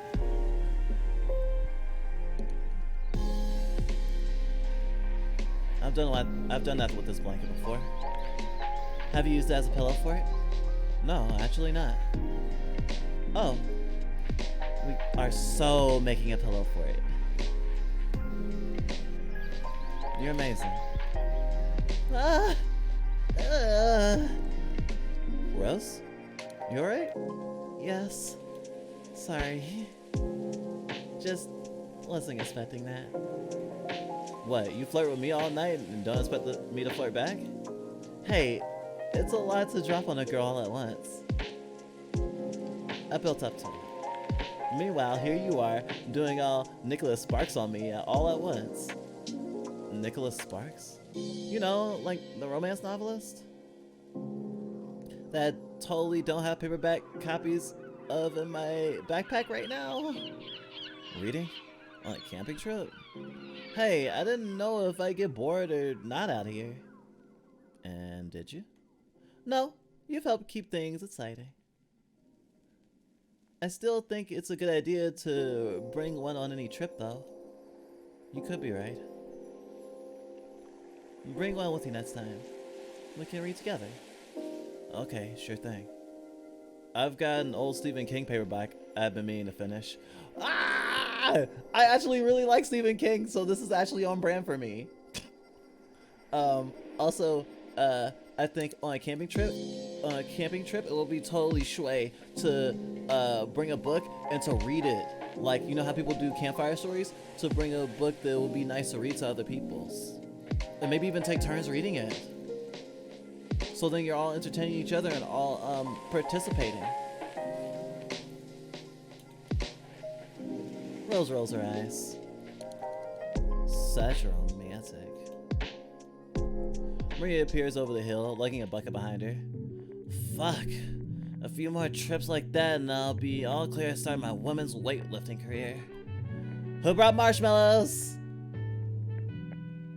Me. Oh fuck, you're my favorite person right now. Cloud, you've been bumped down in my favorite person ranking. Hey, you can chill out at the bottom of my top 5 with Todd and the girl who sometimes gives me free beer at dance. I'm gonna eat like 6 marshmallows after I cook up a hot dog. Cloud, you wanna toss me a pack of those? I didn't bring any. Shit, me neither. I didn't even realize we were planning on having any actual meals. I just wanted to toast marshmallows. I think Todd was on dog duty this week as well. What? Yeah, I remember now. After he forgot the water, he said he pulled double duty as penance. He's not even here and he still finds ways to fuck with us. He haunts us like a mediocre poltergeist. Maria pulls a collapsible camping skewer and a beer from her pack. Well, I guess I'm just gonna be sugar and beer night tonight. Takes me back to the one semester at college I did. If you want, I've got some graham crackers and chocolate as well. Fucking Rose, you are MVP! I need some s'mores right now. I really need some s'mores right now. That'd be the perfect pick-me-up. I'm gonna try to break my hikikomori mode after stream since I already got the hikikomori ending in Amodi. And I'm actually gonna go outside and walk to the store and buy myself food with a little bit of money that I have to do so. And I might get graham crackers and chocolate. If you want, I've got graham crackers and chocolate as well. If you want, I've got graham crackers and chocolate as well. Thanks, but I prefer mine straight off the stick. Anyway, sorry about that. I had no idea, to be honest. I should have grabbed some when I was in the store. No worries, it's our fault. Well, not really. It's actually Todd's fault. She skewers a marshmallow and holds it over the fire before cracking open another beer. That bastard's on dog, water, and beer duty next time. That'll teach him. What if he forgets those?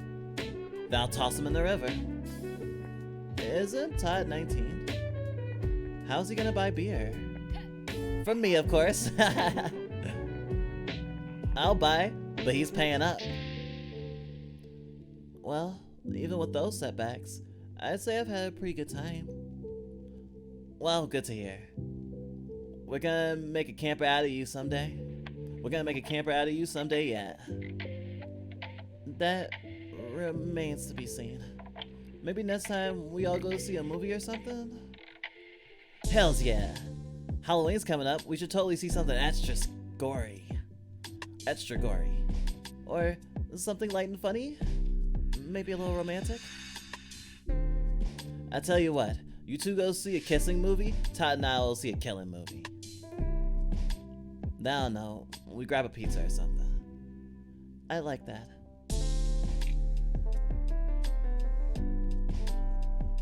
I'm about to fuck things up. Are you sure you don't want to see a horror movie? I don't know. Are you sure you have a date to the winter ball?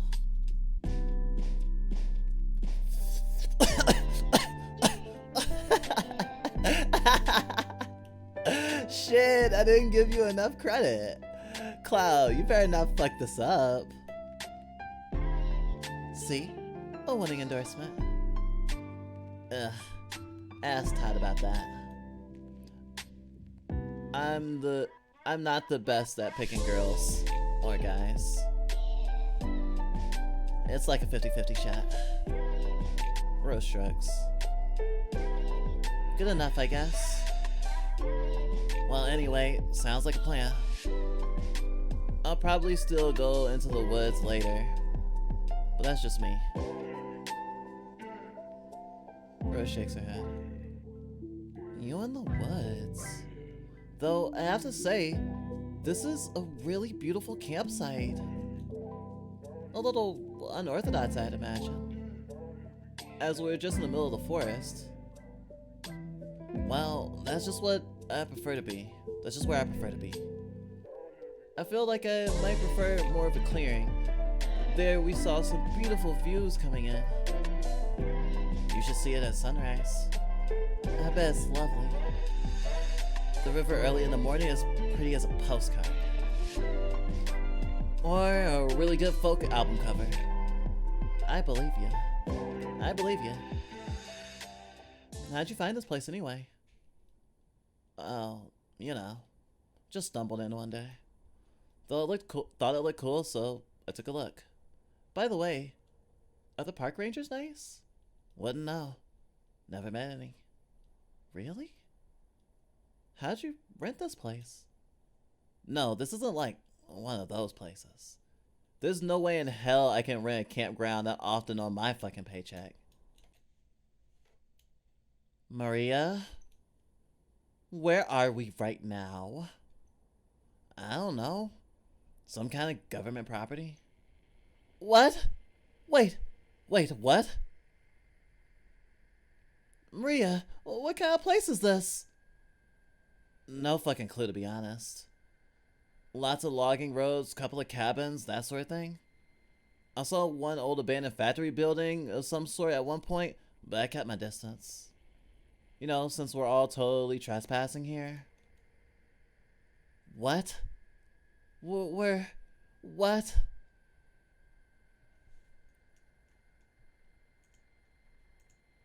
Let's get mad at Maria. Why didn't you tell us? Eh, I don't know. Didn't seem relevant. I wasn't really trying to hide it, to be honest. Then why were you being so cagey about it a minute ago? I don't know. Maybe because you decided to jump down my fucking throat all of a sudden? Like, seriously, it's some minor trespassing. Big fucking deal. Yes, it is a big fucking deal. They're gonna catch us. Yeah, but I've never been caught. I've been doing this a pretty long time, you know. And I do not have the cash to rent a 20-foot square of grass a mile away from an outlet mall whenever I want to go camping. Then don't go. You can't just take something you want because... Oh. Then don't go. You can't just take something you want because you don't have the money. What the hell am I taking? I'm just existing on a patch of dirt, same as ever. Who am I hurting by being here? You... No one. I have seen exactly no one. I didn't come in these fucking woods. I have seen exactly no one I didn't come in with in these fucking woods. I've wandered for miles to find this specific spot. No one is coming, so cut your bullshit. It wouldn't matter who we're hurting. If we get caught, that's a fine we all get stuck with. We won't get caught! Rose points to the tiny fire, which sputters and smokes like she's just caught it doing something unpleasant. Really? You don't think the literal smoke signals might be giving them some hints? Are you fucking kidding me? I sincerely doubt that the smoke from the piss-poor fire can even be seen above the fucking tree cover. And even if it can, it's in the middle of the fucking night. Right. Right. And it's the only light around. Rose, what the fuck are you talking about? Who is gonna see this? We're on our own out here. What do you even think? What do you think? Some shitty rent-a-cop is gonna jog through here every night on patrol? This isn't a fucking food court. Right. Maybe you should worry about, I don't know, actual police officers? Guys. Oh, trust me. If the pigs come through here, this wouldn't be my go-to spot. Trust me, if the pigs came through here, this wouldn't be my go-to spot. Oh, so that's why you dragged us out here? So you can keep playing your extended teenage rebellion against authority? What do you have against the police anyway? Look, all cops are just bastards, okay? I don't have time to explain to you what a fucking fascist system the modern police force is to you. Really? Because all I've got is time. Really? Because I've got all the time in the world. Enlighten me. No. And you know why? Because you have to admit that there's no real reason that hating authority is just a part of your half-assed punk aesthetic. Okay, so 1. Fuck you, my aesthetic is goddamn rad and fully assed. And 2, because you just wouldn't get it. Because you were born with a silver spoon up your ass instead of a spine, and you've never had a reason to be afraid of authority. Because a girl like you can only go up, and you'll only get by stepping on people like me. Cloud, please put the fire out. You better not. We're putting the fire out. We're putting the fire out and we're leaving. Oh, you're doing neither of those. I'm here till morning, and you're not going anywhere without me. Well, at least we're not getting caught. Cloud? But she won't put out the fire by herself. She needs me to do it for her. I'm not putting that shit out. Even if there was a chance to get caught, there is just, you know, we'd fucking freeze. Rose. What? It's fine. No one's gonna find us. How do you know that? Just, I don't know. If it hasn't happened yet, it probably won't happen. Oh, really? Well, isn't that reassuring? Because things never just happen like that. That's why the first time they didn't catch Al Capone. That's why the first time they didn't catch Al Capone, he just got away forever. It's just a fire, Rose. Not a massive criminal empire. Well, they're still gonna find us. That little thing will burn itself out in a couple of hours, tops. There's no way anyone's gonna notice it. I just... She throws her hands up in the air. I'm gonna go alone for a bit. Rose? Alone. She disappears into the woods. Fuck. Maria lights a cigarette.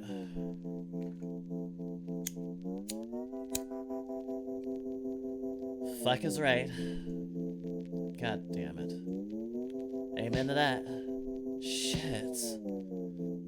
Look, are we just gonna stay in here and list off my favorite words, or have you got something else to say? Well, fuck. Rose looks pissed. Well, yeah, her not girlfriend just took some other girl's side in an argument that got pretty heated. Do that again and you'll end up her not girlfriend. Wait, that makes you a girlfriend. Ah, fuck, you know what I mean. Sadly, I do. Maria takes another long drag from her cigarette.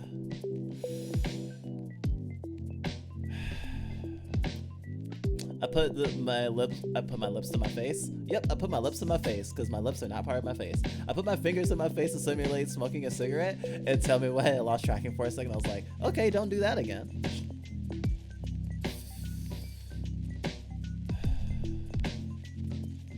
Look, I appreciate the gesture and all. Really, I do. But I totally would have understood if you had just put it out. Really? Then why even bother arguing? Oh, don't get me wrong. I still would have been pretty pissed. But I would have understood what you were trying to do, you know? I do not know. Sometimes you just have to do things to save face in front of your not girlfriend. Because sometimes, you know, that's what you do. I mean, refresh my memory here. You brought her here because you like her, right? I love the define like. Ah, no, I don't want to see the date. Time is fake and I don't need to see it right now. Yes. Right. So you have to go and, you know, suck up to her. Hey! Fine, compliment her, be nice to her. Whatever it is you need to do to impress rich girls so they'll date you. Or just to get in their pants. I don't know how serious you are. I'm not... Hey, no judgment here. Fuck, I've been there enough times, so I'm not one to talk. Still, not the plan. Anyway, what I'm trying to say is that it's pretty clear this isn't our scene. That girl's shoes cost more than my whole fucking wardrobe. She is in no way dressed to sleep on the ground. You're probably right. Of course I am. Still, glad you stood up for me. Even if you're definitely not getting laid tonight because of it. I wasn't planning on it anyway. Yeah, right. She taps the ash from her cigarette into the fire pit. Are you gonna talk to her? I probably should, right? Maria shrugs. Fuck if I know. I mean, you guys are sleeping in the same bag, so you're gonna have to talk one way or the other. Oh shit, you're right. Well, she's definitely not snuggling up with me. Cause one, I'm the one she's fighting with. And two, she's pretty definitely not my type. Not into rich girls. Not really what I'm getting at. When we say fuck the rich, there's more than one way to read that. Oh, gotcha. It's more that I can't get with someone who can't either shotgun, a beer, or crank out a killer drum solo. It's pretty baffling to me that those are your main criteria for a partner. Fuck if I know why that does it for me. Well, anyway, I'm gonna go set up my sleep and stuff. You go and try to work things out with Rose. I'll try. Oh wow, they didn't even make it a choice of like staying with her, going after her, but Rose. That's pretty cool. I take a deep breath and walk where I last saw Rose. She's behind a tall oak tree. Her eyes are red and puffy. What do you want? Are you alright? Yeah. I'm sorry. I don't know. Hey, it's okay. I just feel like I really screwed it all up. It takes two to argue. Right. I know that. And she totally should have, let us know we were going to be trespassing. Yeah, definitely. Yeah, you finally agree with me. I mean, I get it. You don't want to get in between the two of your friends. I get it. You don't want to get in between two of your friends. That's why you didn't put out the fire, right? Right. Yeah. I'm sorry. I'm sorry I put you in that position. It's not something I should do to someone I care about. Don't mention it. Plus, I know you'll be on my side in the future. I love how she's just like, don't let it happen again, but very subtly. Oh, woo, subtle red flag. But I'm gonna be honest, everybody. I think that everyone has red flags that they cast. I don't think that anyone's perfect. I know a lot of people have lots of toxic thingies. And I think that there is a difference between having those toxic elements and it being full on abuse.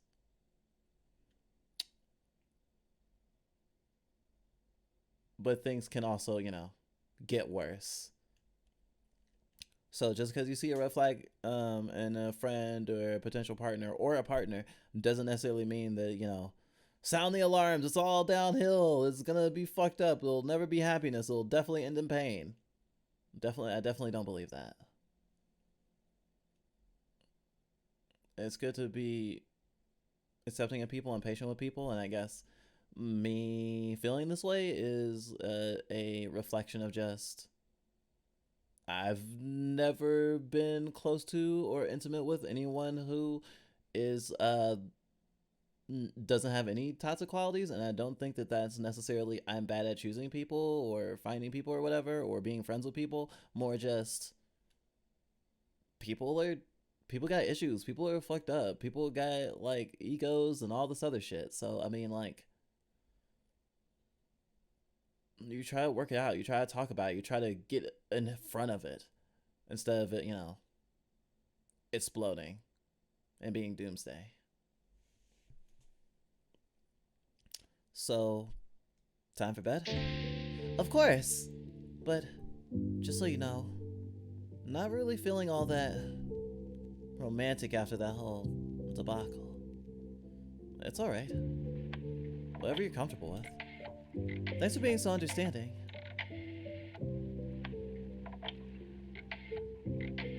This is an interesting situation, I feel. I am upset that Rose expect that to be a problem. Because of course it would be a problem, because society would be like, oh, you're not putting out? Oh, look at you. You're being an asshole. And even if it is alright, it feels like it's not. Sometimes it can feel like it's not alright. When someone's like, oh no, it's totally okay. It feels like it's like, oh, I got lucky that it happens to be okay this time, Sets in relationships is really, really hecking confusing. And I don't just mean the consent part. I mean comfortability and the desire to make your partner happy, and you're being okay with being in uncomfortable situations because you want to make them happy. That sort of stuff. And also, of course, realizing that you shouldn't try to make your partner happy every moment of every day, because that's people pleasing, and you should try to be honest and not just try to make someone happy, because that means you're not being the real you. You're trying to it's like bargaining. It's like you're trying to grind EXP and compassion and cuddles. On our way to grab stuff, we passed by Maria. Hey. Hey. So, we good? Yeah, I think we are. Nice! Well, I'm gonna go set up my stuff away from the fire. Okay, sounds good. Alright, so you get the sleeping stuff? I'll clear out a flat area? You know, so we don't have rocks and stuff poking into our backs all night? She kicks at the ground and shoes away. Oh, she kicks it at the ground and shoes way too expensive to be used that way, while I unfold the ground pad and go through my stuff. I think there's possible that literally she just doesn't have anything for camping, and so she had to pick that, not she was being dumb. Although I guess it's the thing of, oh, she could have bought it, but maybe she just wasn't thinking. And if they're at college, then she'd have to go into town to buy it, or she'd have to order it, which means it might not come soon enough. And if it's the 90s, ordering clothes ain't that easy. Ain't as easy as it is now. That's called object permanence, not being able to handle negative parts of a person. Common to BPD, narcissism, and neurodiversity. Wait, I thought object permanence was just when you know something still exists even though you're not looking at it. Like I figure people are still watching me even though I don't have my numbers up to know that people are watching me.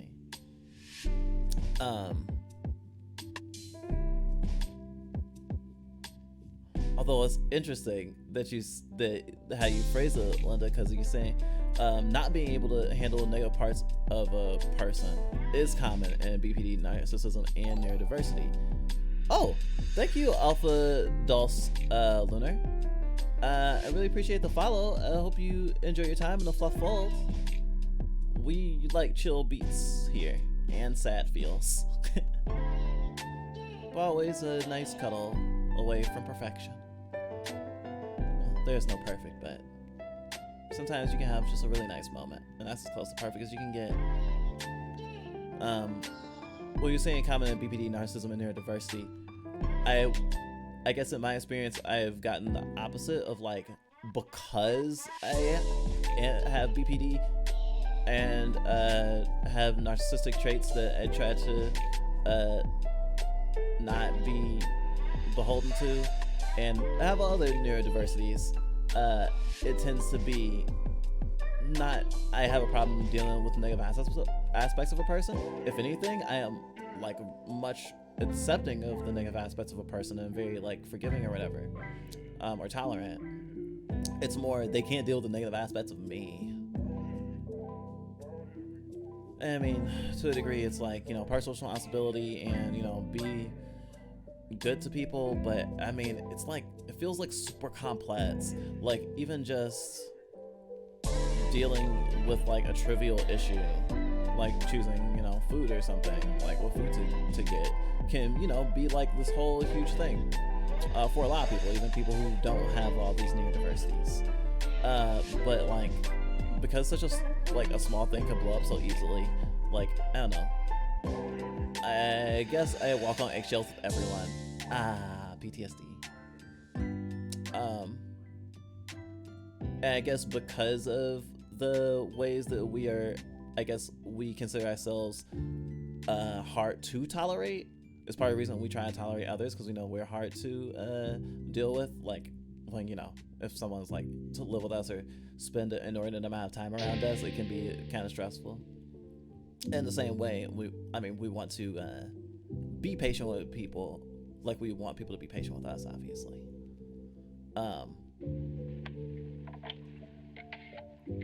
So I think it's really a lot of irony that it's like, oh yes, there are people who can't handle the negative aspects of a person, and the people who have that problem are people who have some of the same issues that I do.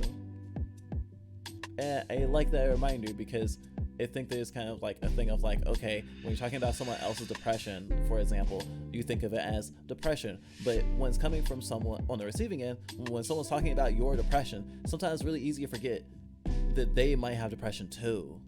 You know, especially if someone's talking to you as if they don't have any sort of understanding or empathy. I've definitely had that issue before too, of like, why can't you just do this? And it's like, I can't. And it's like, well, I do it. And it's like, don't you have the thing? How?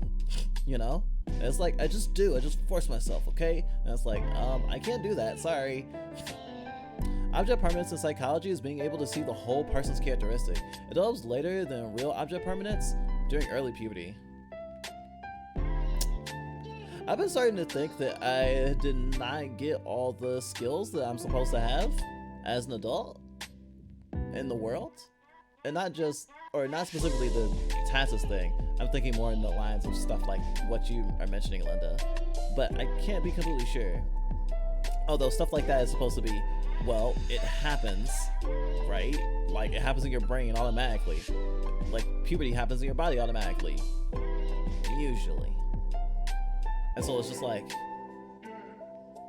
I don't know, it feels weird to admit that I'm emotionally stunted.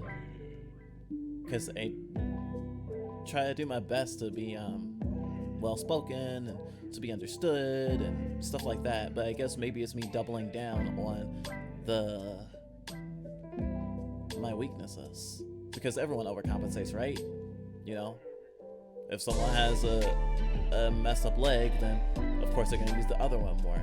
And you know, if you feel like you're not mature as you should be, then try to force it.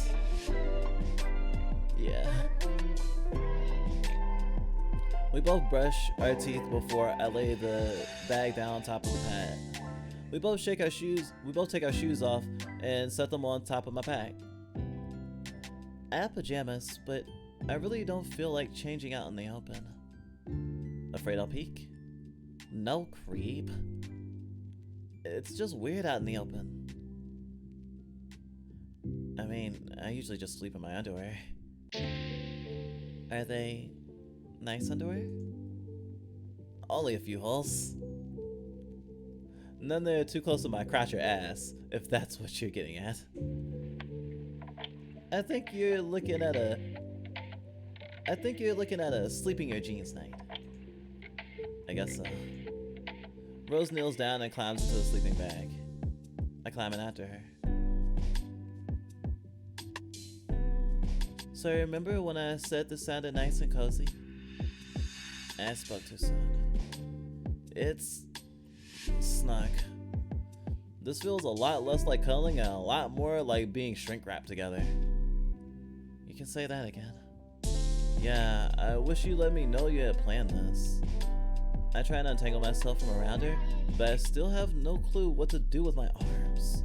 Sorry, these things look a lot roomier. They usually are, if there's only one person. Delicately, I extract one arm without punching her in the stomach. I reach outside the bag and unzip the side. That's much better. A little less cozy, but a lot less claustrophobic. You? Well, half of me has spilled out into the bare ground. But at least I can move my arms. Much better. Good. She falls asleep shortly after. Minutes later, I join her. When we wake up, what's left of the fire is just ash. You say you heard someone out here?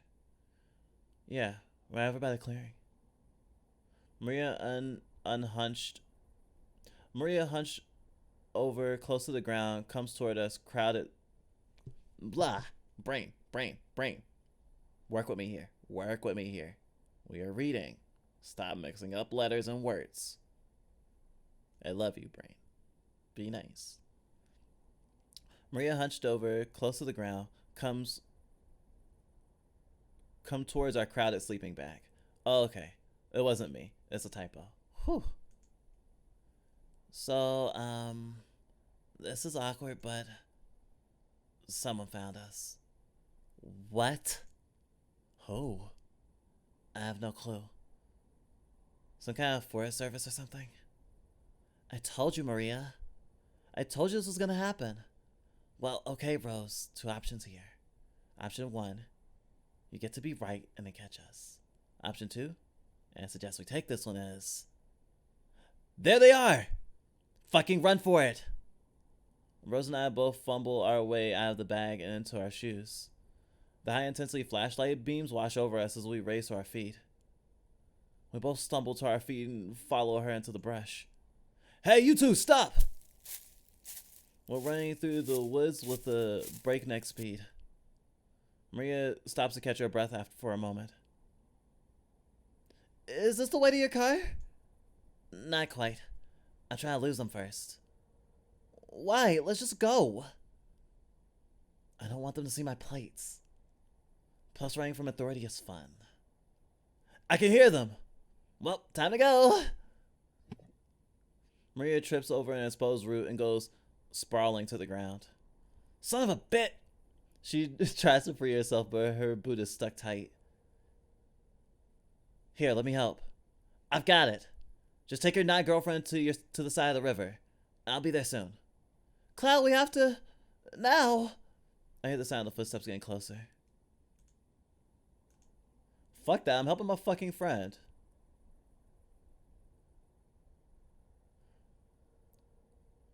Rose, run to the river. We'll catch up with you soon. It's that, or help me with Maria.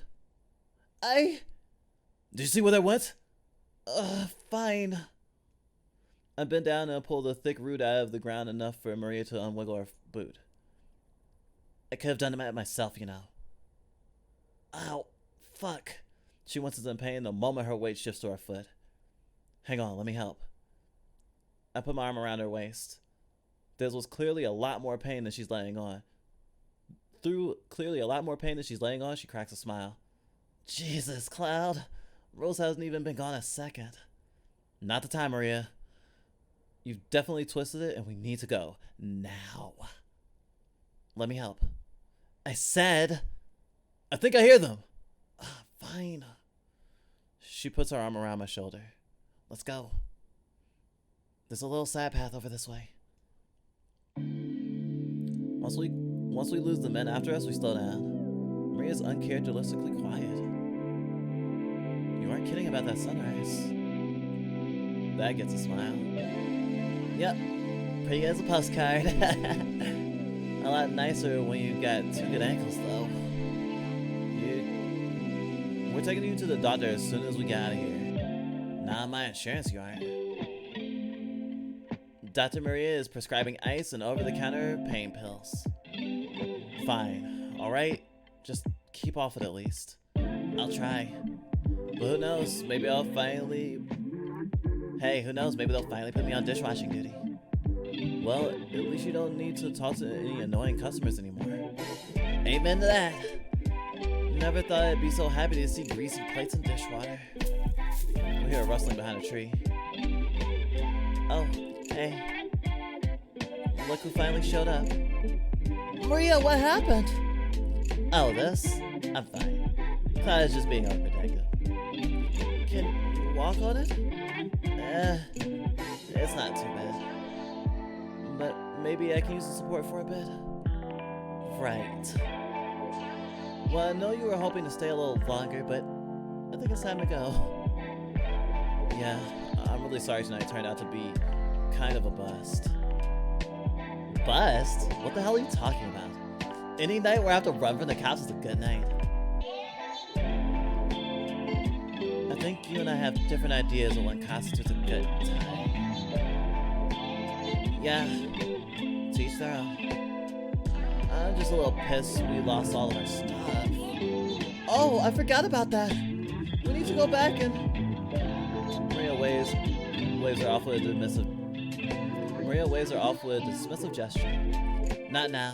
I'm sure they still got people waiting for us. I'll come back later and see if I can pick it up. Well, anyway, Rose is probably right. We should head out. Sadly, I have to agree. So, same time next week? I think I may need a bit of a break from the outdoors. Maybe a legal campground? Hey, if you're buying. Maria drops us off at the same parking lot she picked us up from. Woo! Full circle, everybody! I didn't quit the stream in the middle just because I was tired and my brain is muddling up all the things that my brain sees that make the sounds that the words happen from. Even though reading is hard right now. Wait, what? Oh. Oh, I can wheel to go backwards? Huh, I didn't know that. Cool. Well, it's been fun. Cloud, I'll be seeing ya. Rose, it was good to meet ya. Likewise.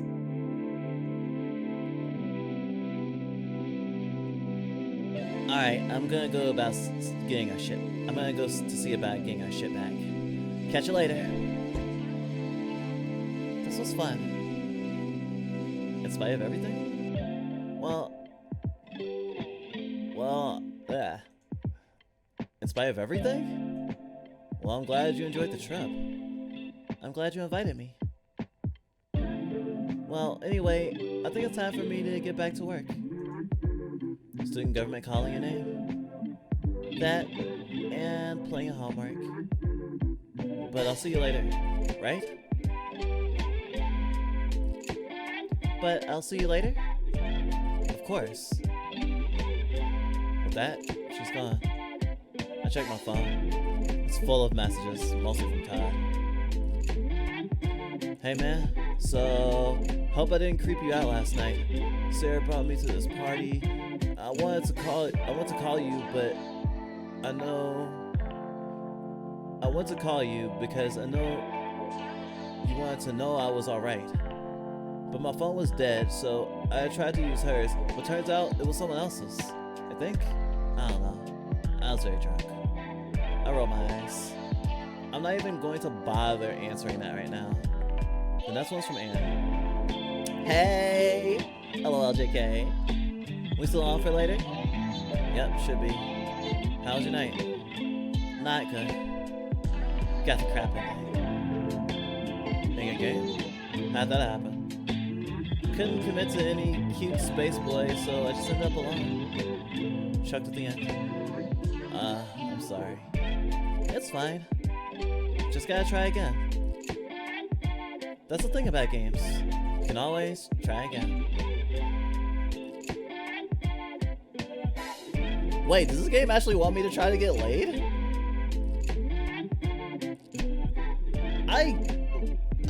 What the fuck did I just play? I really enjoyed it. Thank you, Christian DeCoaster and Ashley O'Headley. Sorry if I pronounced that wrong. Thank you, Lo-Fi Dreams. This was super heckin' awesome. It really came together. Oh, and thank you, Friendly, as well. Nice special thanks.